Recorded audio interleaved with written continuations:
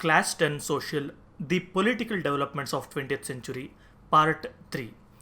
ನೋಡಿ, previously 2 video upload ಮಾಡಿದ್ದೆ. ಆ 2 ವಿಡಿಯೋದಲ್ಲೂ ಸೇರಿ ನಾವು ಫಸ್ಟ್ ವರ್ಲ್ಡ್ ವಾರ್ ಬಗ್ಗೆ, ರಷ್ಯನ್ ರೆವಲ್ಯೂಷನ್ ಬಗ್ಗೆ ಮತ್ತು ದಿ ರೈಸ್ ಆಫ್ ಡಿಕ್ಟೇಟರ್ಸ್ ಇಷ್ಟು ಬಗ್ಗೆ ನಾವು ಡಿಸ್ಕಸ್ ಮಾಡಿದ್ವಿ. ಹಿಟ್ಲರ್, ಮುಸೋಲಿನಿ ಈ ರೀತಿ.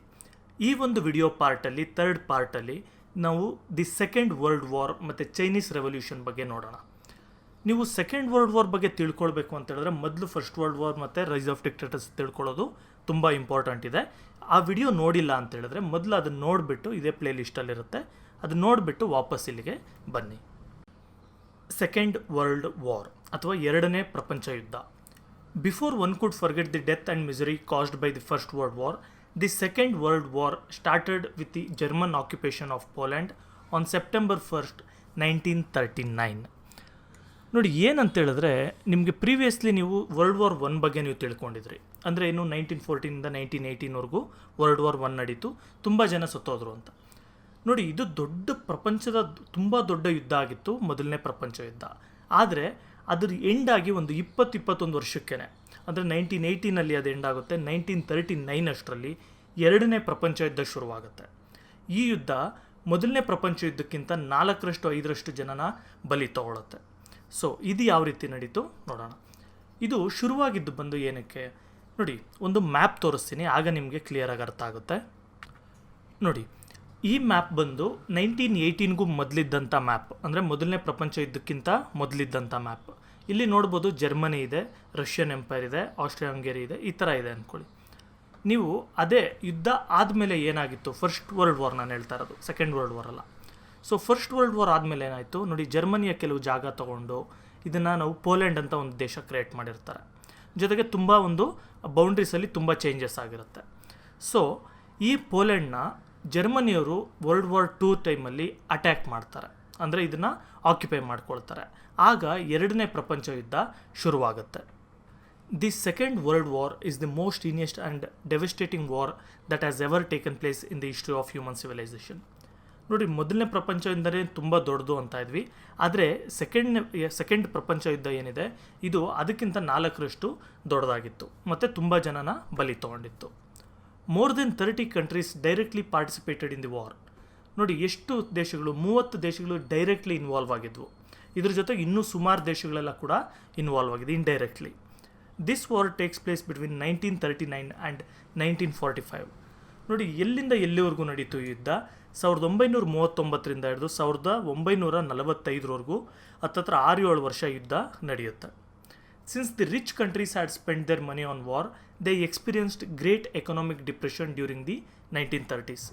ಈಗ ಏನಕ್ಕೆ ಯುದ್ಧ ನಡೀತು 1939ನಲ್ಲಿ? ಸುಮ್ಮನೆ ಹಂಗೆ ಜರ್ಮನಿಯವರು ಅಟ್ಯಾಕ್ ಮಾಡಿಬಿಟ್ರ? ಏನು ಕಾರಣ ನೋಡಿ, ಮೊದಲನೇ ಪ್ರಪಂಚ ಯುದ್ಧದಲ್ಲಿ ಏನಾಯಿತು, ಎಲ್ಲ ದೇಶಗಳು ಅವ್ರ ಹತ್ರ ಇದ್ದ ದುಡ್ಡನ್ನ ಮತ್ತು ರಿಸೋರ್ಸ್ಗಳನ್ನೆಲ್ಲ ಕೂಡ ವೆಪನ್ಸ್ ಮ್ಯಾನುಫ್ಯಾಕ್ಚರಲ್ಲಿ ಇನ್ವೆಸ್ಟ್ ಮಾಡಿರ್ತಾರೆ, ಮತ್ತು ಅದಕ್ಕೆ ಬೇಕಾಗಿರೋಂಥ ಒಂದು ಫ್ಯಾಕ್ಟ್ರಿಗಳಿರ್ಬೋದು ಅಥವಾ ಆ ಒಂದು ಇನ್ಫ್ರಾಸ್ಟ್ರಕ್ಚರ್ಗೋಸ್ಕರ ಉಪಯೋಗಿಸಿರ್ತಾರೆ. ಇದರಿಂದ ಇವರಿಗೆ ದುಡ್ಡು ತುಂಬ ಕಮ್ಮಿ ಆಗೋಗಿರುತ್ತೆ, ಯಾಕಂದರೆ ತುಂಬ ಖರ್ಚು ಮಾಡಿದ್ರಿಂದ. ಇದರಿಂದ 1929ರಲ್ಲಿ ದಿ ಗ್ರೇಟ್ ಡಿಪ್ರೆಷನ್ ಅಂತ ಒಂದಾಗುತ್ತೆ. ಅದೇ ಗ್ರೇಟ್ ಎಕನಾಮಿಕ್ ಡಿಪ್ರೆಷನ್ ಅಂತ ಕೂಡ ಕರೀತಾರೆ. 1930s ಅಂದ್ಕೊಳ್ಳಿ, ಈ ಟೈಮಲ್ಲಿ. This resulted in great hardships in Europe and USA. ಈ ಗ್ರೇಟ್ ಡಿಪ್ರೆಷನ್ ಏನು ನಡೀತು, ಇದರಿಂದ ಯುರೋಪ್ನ ಎಲ್ಲ ದೇಶಗಳು ಮತ್ತು USA ಏನಿದೆ ಈ ದೇಶಗಳಲ್ಲಿ ತುಂಬ ಪ್ರಾಬ್ಲಮ್ಸ್ ಕ್ರಿಯೇಟ್ ಆಗುತ್ತೆ. ಏನೇನು problems? The life standard of the people dropped drastically. ಜನಗಳ ಒಂದು ಜೀವನ ಶೈಲಿ ಏನಿದೆ ಇದು ತುಂಬ ಇಳಿದೋಗುತ್ತೆ. ಅಂದರೆ ಅಲ್ಲಿವರೆಗೂ ತುಂಬ ಆರಾಮಾಗಿ ಕಂಫರ್ಟಬಲಾಗಿ ಜೀವನ ಮಾಡ್ತಾ ಇರೋರು ಈಗ ಚಿಕ್ಕ ಪುಟ್ಟಕ್ಕೂ ಕೂಡ ಕಷ್ಟಪಡೋ ಥರ ಆಗುತ್ತೆ. The growth of industries and agriculture stagnated. Industries ಅಲ್ಲಿವರೆಗೂ ಏನು ತುಂಬ ಬೆಳೀತಾ ಹೋಗ್ತಾ ಇತ್ತು ಇಂಡಸ್ಟ್ರಿಯಲೈಸೇಷನ್ ಆಗಿ, ಅದೆಲ್ಲ ಕೂಡ ಕಮ್ಮಿ ಆಗ್ತಾ ಬರುತ್ತೆ. ಮತ್ತು ಅಗ್ರಿಕಲ್ಚರಲ್ಲೂ ಕೂಡ ಯಾವುದೇ ರೀತಿ ಗ್ರೋತ್ ಇರೋದಿಲ್ಲ. The problem of unemployment became more. ಈ ರೀತಿ ಇದೆಲ್ಲ ಕಾರಣಗಳಿಂದ ಕೊನೆಗೆ ಅನ್ಎಂಪ್ಲಾಯ್ಮೆಂಟ್ ಕೂಡ ಬರುತ್ತೆ. ಅನ್ಎಂಪ್ಲಾಯ್ಮೆಂಟ್ ಅಂದರೆ ಜನಗಳಿಗೆ ಕೆಲಸ ಸಿಗದೇ ಇರೋವಂಥದ್ದು. The nationalism grew more in Germany and other European countries due to the loss of finance suffered in the first world war. ನೋಡಿ, ಇದೆಲ್ಲ ನಾವು USA ಮತ್ತು European countries as a whole ನೋಡ್ತಾ ಇದ್ವಿ. ಈಗ ಜರ್ಮನಿಯಲ್ಲಿ ಏನು ನಡೀತಾ ಇತ್ತು, ನಾನು ಮೊದಲೇ ಹೇಳಿದ್ದೆ, ಈ ಒಂದು ಅಗ್ರಿಮೆಂಟ್ಗಳು ಏನು ಮಾಡ್ಕೊಂಡಿರ್ತಾರೆ ಇದರಿಂದ, ಮತ್ತು ದುಡ್ಡು ರಿಪರೇಷನ್ಸ್ ಕೊಡೋಕ್ಕೆಲ್ಲ ಹೇಳಿರ್ತಾರೆ ಜರ್ಮನಿಗೆ, ಇದೆಲ್ಲ ಕಾರಣ ಇರುತ್ತೆ ಅಂತ. ಅದರಿಂದ ಜರ್ಮನಿಗೆ ಬ್ರಿಟನ್ ಅವ್ರ ಮೇಲೆ ಮತ್ತು ಫ್ರಾನ್ಸ್ ಮೇಲೆ ತುಂಬ ಕೋಪ ಇರುತ್ತೆ ಅಂತ ಕೂಡ ಹೇಳಿದ್ದೆ.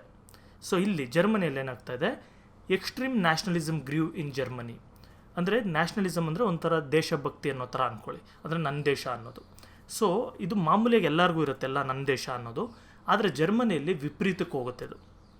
ನನ್ನ ದೇಶ ಗ್ರೇಟ್ ಅನ್ನೋದ್ರಲ್ಲಿ ಏನೂ ತಪ್ಪಿಲ್ಲ, ಆದರೆ ನನ್ನ ದೇಶ ಮಾತ್ರ ಗ್ರೇಟು, ಬೇರೆ ದೇಶ ಎಲ್ಲ ನಮಗಿಂತ ಇನ್ಫೀರಿಯರ್, ನಮ್ಮಿಂತ ಕೆಳಗಿರೋರು ಅಂತ ಅಂದ್ಕೊಂಡು ಆ ಥರ ಯೋಚನೆಗಳೆಲ್ಲ ಬರೋಕ್ಕೆ ಶುರುವಾಗುತ್ತೆ. ಏನಕ್ಕೆ ಈ ಥರ ಬರೋಕ್ಕೆ ಶುರುವಾಗುತ್ತೆ? ನಾನು ಆಲ್ರೆಡಿ ನಿಮಗೆ ಒಂದು ಚೂರು ಇದು ಗೊತ್ತಾಗಿದೆ ಅಂದ್ಕೊಳ್ತೀನಿ. The loss of finance suffered in the first world war. ನೋಡಿ, ಫಸ್ಟ್ ವರ್ಲ್ಡ್ ವಾರ್ ಆದಮೇಲೆ ಇವರು ಎಷ್ಟೊಂದು ರಿಪರೇಷನ್ಸ್ ಕೊಟ್ಟಿರ್ತಾರೆ, ಅಂದರೆ ದುಡ್ಡೆಲ್ಲ ವಾಪಸ್ ಕೊಡಬೇಕಾಗಿರುತ್ತೆ. ಇದರಿಂದ ಇವರಿಗೆ ತುಂಬ ದುಡ್ಡು ಕಾಸಿಗೆ ಜರ್ಮನಿಯವ್ರಿಗೆ ತೊಂದರೆ ಆಗುತ್ತೆ. Next, difficult agreement enforced on countries like Germany and subsequent loss suffered by them. ಮತ್ತು ಈ ಅಗ್ರಿಮೆಂಟಲ್ಲಿ ಸುಮಾರು ಪಾಯಿಂಟ್ಸ್ಗಳಿರುತ್ತೆ. ಇದೆಲ್ಲದರಿಂದ ಕೆಲವು ಇಂಡಸ್ಟ್ರಿಯಲ್ ರೀಜನ್ಗಳನ್ನ ಫ್ರಾನ್ಸ್ ಅವ್ರು ಕಿತ್ಕೊಂಡಿರ್ತಾರೆ. ಇದರಿಂದ ಜರ್ಮನಿಯಲ್ಲಿ ತುಂಬ ತೊಂದರೆಗಳು ಶುರುವಾಗುತ್ತೆ. The big industrialists funded more money to nourish ultra nationalism in Germany and other countries of Europe. ನೋಡಿರಿ, ಈಗ ದೊಡ್ಡ ದೊಡ್ಡ ಇಂಡಸ್ಟ್ರಿಯಲಿಸ್ಟ್ಸ್ ಅಂದರೆ ದೊಡ್ಡ ದೊಡ್ಡ ಫ್ಯಾಕ್ಟ್ರಿಗಳೆಲ್ಲ ಇಟ್ಕೊಂಡಿರ್ತಾರಲ್ಲ ಓನರ್ಗಳು, ಇಂಥವ್ರು ಇವರೆಲ್ಲ ಏನು ಮಾಡ್ತಾರೆ, ಅಲ್ಟ್ರಾ ನ್ಯಾಷನಲಿಸಮ್ಗೆ ದುಡ್ಡು ಕೊಟ್ಟು ಪೋಷಣೆ ಮಾಡ್ತಾರೆ. ಅಂದರೆ ಯಾರ್ಯಾರು ಇದು ವಿಪರೀತ ದೇಶಭಕ್ತಿ ಎಲ್ಲ ಮಾಡ್ತಾರೆ ಅಂಥವ್ರಿಗೆ ಇವರು ದುಡ್ಡು ಕೊಟ್ಟು, ಫಂಡ್ಸ್ ಕೊಟ್ಟು ಅವ್ರಿಗೆ ಹೆಲ್ಪ್ ಮಾಡ್ತಾರೆ. ಏನಕ್ಕೆ? ಇವ್ರಿಗೂ ದೇಶಭಕ್ತಿ ಇದೆ ಅಂತನಾ? ಇಲ್ಲ. ಇವ್ರು ಮಾಡೋದು ಇಂಡಸ್ಟ್ರಿಯಲಿಸ್ಟ್ಗಳು ಏನು ಮಾಡ್ತಾರೆ, ಇವ್ರಿಗೆ ಯಾವುದೇ ರೀತಿ ದೇಶಭಕ್ತಿ ಇರಲ್ಲ, ಏನು ಭಕ್ತಿನೂ ಇರಲ್ಲ, ಇವರಿಗೆ ದುಡ್ಡಿನ ಮೇಲೆ ಮಾತ್ರ ಭಕ್ತಿ ಇರುತ್ತೆ. ಸೊ ಆದರೆ ಏನಕ್ಕೆ ಹೆಲ್ಪ್ ಮಾಡ್ತಾರೆ ಇವರು ಜರ್ಮನ್ ನ್ಯಾಷನಲಿಸ್ಟ್ಸ್ಗೆ? ನೋಡಿ, ನಾನು ಆಲ್ರೆಡಿ ಹೇಳಿದ್ದೆ, ಜರ್ಮನಿಯಲ್ಲಿ ವರ್ಲ್ಡ್ ವಾರ್ 1 ಎಂಡ್ ಆಗೋಷ್ಟರಲ್ಲೇ 2 ಗ್ರೂಪ್ಗಳು ಬಂದಿರುತ್ತೆ, ಮೈನ್ ಗ್ರೂಪ್ಸ್. ಇನ್ನೂ ಎಷ್ಟೊಂದಿರುತ್ತೆ, 2 ಮೈನ್ ಗ್ರೂಪ್ಸ್ ಆಗಿರುತ್ತೆ. ಒಂದು ಕಡೆ ಬಂದು ಕಮ್ಯುನಿಸ್ಟ್ಗಳಿರ್ತಾರೆ, ಇನ್ನೊಂದು ಕಡೆ ಬಂದು ನ್ಯಾಷನಲಿಸ್ಟ್ಗಳಿರ್ತಾರೆ. ಕಮ್ಯುನಿಸ್ಟ್ಗಳು ಬಂದರು ಅಂದರೆ, ಅಧಿಕಾರಕ್ಕೆ ಬಂದರು ಅಂದರೆ, ನಾನು ಅದು ಕಂಪ್ಲೀಟ್ಲಿ ಸಪ್ರೇಟ್ ವಿಡಿಯೋ ಮಾಡ್ತೀನಿ ಕಮ್ಯುನಿಸಮ್ ಬಗ್ಗೆ, ಅಲ್ಲಿ ಕ್ಲಿಯರಾಗಿ ಅರ್ಥ ಆಗುತ್ತೆ. ಈಗ ಇಷ್ಟೇ, ಕಮ್ಯುನಿಸ್ಟ್ಗಳು ಬಂದರು ಅಂದರೆ ಎಲ್ಲ ಫ್ಯಾಕ್ಟ್ರಿಗಳೆಲ್ಲ ಏನಿದೆ ಇದೆಲ್ಲ ಕೂಡ ಗವರ್ನಮೆಂಟ್ ಕಂಟ್ರೋಲ್ಗೆ ಹೋಗ್ಬಿಡುತ್ತೆ. ಅಂದರೆ ಇವ್ರು ಏನು ಅಲ್ಲಿವರೆಗೂ ನಡೆಸ್ತಾ ಇರ್ತಾರೆ, ಅಧಿಕಾರ ನಡೆಸ್ತಾ ಇರ್ತಾರೆ, ಫ್ಯಾಕ್ಟ್ರಿ ಓನರ್ಗಳು 5 ಫ್ಯಾಕ್ಟ್ರಿ ಮಾಡ್ಕೊಂಡು 10 ಫ್ಯಾಕ್ಟ್ರಿ ಮಾಡಿಕೊಂಡು, ಅದೆಲ್ಲ ಕೂಡ ಗೌರ್ಮೆಂಟ್ ತೊಗೊಳ್ತಾರೆ. ಇವ್ರು ಜಸ್ಟ್ ಅಲ್ಲಿ ಕೆಲಸ ಮಾಡ್ಕೊಂಡು ಹೋಗಬೇಕು. ಈ ಥರದ್ದು ಕಮ್ಯುನಿಸ್ಟ್ಗಳ ಪಾಲಿಸಿ ಇರುತ್ತೆ. ಸೊ ಅವ್ರೇನಾದರೂ ಅಧಿಕಾರಕ್ಕೆ ಬಂದರೆ ನಮ್ಮನ್ನೆಲ್ಲ ಕೂಡ ನಮ್ಮ ಆಸ್ತಿ ಎಲ್ಲ ಕಿತ್ಕೊಳ್ತಾರೆ ಅಂತ ಹೇಳ್ಬಿಟ್ಟು ಅವ್ರ ವಿರೋಧಿ ಗ್ರೂಪ್ ಏನಿತ್ತು, ನ್ಯಾಷನಲಿಸ್ಟ್ಸ್, ಅಂದರೆ ಹಿಟ್ಲರ್ ಅವ್ರ ಪಾರ್ಟಿಗಳು ಇರುತ್ತಲ್ಲ, ಜರ್ಮನ್ ನ್ಯಾಷನಲಿಸ್ಟ್ ಪಾರ್ಟಿ ಅಂತ, ಇಂಥವ್ರಿಗೆ ಇವರು ಸಪೋರ್ಟ್ ಮಾಡೋಕ್ಕೆ ಶುರು ಮಾಡ್ತಾರೆ. ದುಡ್ಡು ಕೊಡೋದಿರ್ಬೋದು, ಬೇರೆ ಹೆಲ್ಪ್ ಮಾಡೋದಿರ್ಬೋದು, ಎಲ್ಲ ಥರ. By utilising this money, hate and egoistic movements started emerging in these countries. ಈ ಇಂಡಸ್ಟ್ರಿಯಲಿಸ್ಟ್ಗಳ ಹತ್ರ ತುಂಬ ದುಡ್ಡು ಇರುತ್ತೆ. ಯಾಕಂದರೆ ವರ್ಲ್ಡ್ ವಾರ್ 1ನಲ್ಲಿ ಲಾಭ ಮಾಡಿದವ್ರು ಇವರೇನೆ ಇಂಡಸ್ಟ್ರಿಯಲಿಸ್ಟ್ಗಳು. ಯಾಕಂದರೆ ಇವ್ರ ಫ್ಯಾಕ್ಟ್ರಿಗಳು ವೆಪನ್ಸ್ ಎಲ್ಲ ಮ್ಯಾನುಫ್ಯಾಕ್ಚರ್ ಮಾಡೋದು, ಸೋಲ್ಜರ್ಸ್ ಯೂನಿಫಾರ್ಮ್ ಮ್ಯಾನುಫ್ಯಾಕ್ಚರ್ ಮಾಡೋದಿರ್ಬೋದು, ಈ ಥರ ಎಲ್ಲ ನಡೆಯೋದ್ರಿಂದ ತುಂಬ ದುಡ್ಡು ಮಾಡಿರ್ತಾರೆ. ಸೊ ಈಗ ಈ ದುಡ್ಡೆಲ್ಲ ಇವರು ಕೊಟ್ಟಿದ್ದರಿಂದ ಈ ಒಂದು ನ್ಯಾಷನಲಿಸ್ಟಿಕ್ ಮೂವ್ಮೆಂಟ್ಸ್ಗಳೆಲ್ಲ ಕೂಡ ಎಮರ್ಜ್ ಆಗೋಕ್ಕೆ ಶುರುವಾಗುತ್ತೆ. ಇದು ಬರೀ ಜರ್ಮನಿಯಲ್ಲಿ ಮಾತ್ರ ಅಲ್ಲ, ಆಲ್ಮೋಸ್ಟ್ ಆಲ್ ಯುರೋಪ್ನಲ್ಲಿ ಎಲ್ಲ ಕಡೆ ನಾವು ಇದನ್ನು ನೋಡ್ಬೋದು, except Russia. Hitler emerged as the dictator in Germany and Mussolini emerged as the dictator in Italy. ನೋಡಿ, ಇದೆಲ್ಲದನ್ನು ಯೂಸ್ ಮಾಡಿಕೊಂಡು ಈ ಇಂಡಸ್ಟ್ರಿಯಲಿಸ್ಟ್ಗಳ ದುಡ್ಡು ಮತ್ತು ಜನಗಳ ಹತ್ರ ಇರೋಂಥ ಫೀಲಿಂಗ್ಸ್ ಇದನ್ನೆಲ್ಲ ಯೂಸ್ ಮಾಡಿಕೊಂಡು ಜರ್ಮನಿಯಲ್ಲಿ ಹಿಟ್ಲರ್ ಬಂದು ಡಿಕ್ಟೇಟರ್ ಆಗ್ತಾನೆ. ಡಿಕ್ಟೇಟರ್ ಅಂದರೆ ಆಲ್ರೆಡಿ ಹೇಳಿದ್ದೀನಿ, ಅವನು ಸರ್ವಾಧಿಕಾರಿ ಅಂತ ಅರ್ಥ. ಅದು ಅವನ್ನ ಬಿಟ್ಟು ಇನ್ಯಾರೂ ಕೂಡ ರೂಲ್ ಮಾಡಲ್ಲ, ಅವನು ಏನು ಹೇಳಿದ್ರೆ ಅದೇ ನಡೆಯುತ್ತೆ, ಆ ಥರ. And Mussolini emerged as dictator in the Italy ದೇಶದಲ್ಲಿ ಮುಸೋಲಿನಿ ಅಧಿಕಾರಕ್ಕೆ ಬರ್ತಾನೆ. In East Asia, Japan attacked China to expand its territory. East ಏಷ್ಯಾದೊಂದು ಮ್ಯಾಪ್ ತೋರಿಸ್ತೀನಿ ನಾನು ನಿಮಗೆ, ಆಗ ಅರ್ಥ ಆಗುತ್ತೆ. ನೋಡಿ, ಈಸ್ಟ್ ಏಷ್ಯಾ ಅಂದರೆ ಈ ಸೈಡ್. ಏಷ್ಯಾದಲ್ಲಿ ಜಪಾನ್ ಏನು ಮಾಡ್ತಾರೆ, ಜಪಾನ್ ಕೂಡ ಚೈನಾದವ್ರನ್ನ ಅಟ್ಯಾಕ್ ಮಾಡ್ತಾರೆ. ಮತ್ತು ಇಲ್ಲಿ ಒಂದು ನಿಮ್ಗೆ ಹೇಳ್ತೀನಿ, ಜಪಾನ್ ಅವರು ಚೈನಾನ ಅಟ್ಯಾಕ್ ಮಾಡೋದು 1937ನಲ್ಲಿ. ಅಂದರೆ 2ನೇ ಪ್ರಪಂಚ ಯುದ್ಧ ಶುರುವಾಗೋದಕ್ಕೂ 2 ವರ್ಷ ಮೊದಲೇ ಇಲ್ಲಿ 2ನೇ ಪ್ರಪಂಚ ಯುದ್ಧ ಶುರುವಾಗುತ್ತೆ. ಆದರೆ ಅದು 2 ದೇಶಗಳ ಮಧ್ಯೆ ಅಂತ ಹೇಳ್ಬಿಟ್ಟು ಅದನ್ನು ಕನ್ಸಿಡರ್ ಮಾಡಲ್ಲ. ಅಫಿಷಿಯಲಾಗಿ ನಾವು ಕೇಳೋದು ಸೆಪ್ಟೆಂಬರ್ 1, 1939 ಮಾತ್ರ. ಓಕೆ, ನಾವು ಜರ್ಮನಿ ಮತ್ತು ಪೋಲೆಂಡ್ದು ಮಾತ್ರ ಮೈನ್ ನೋಡ್ತೀವಿ. ಇದು ಚೈನಾದಲ್ಲಿ ಏನು ನಡೀತಾ ಇತ್ತು ಅದ್ರ ಬಗ್ಗೆ ನಾವು ನೋಡಲ್ಲ. During second world war 2 groups emerged.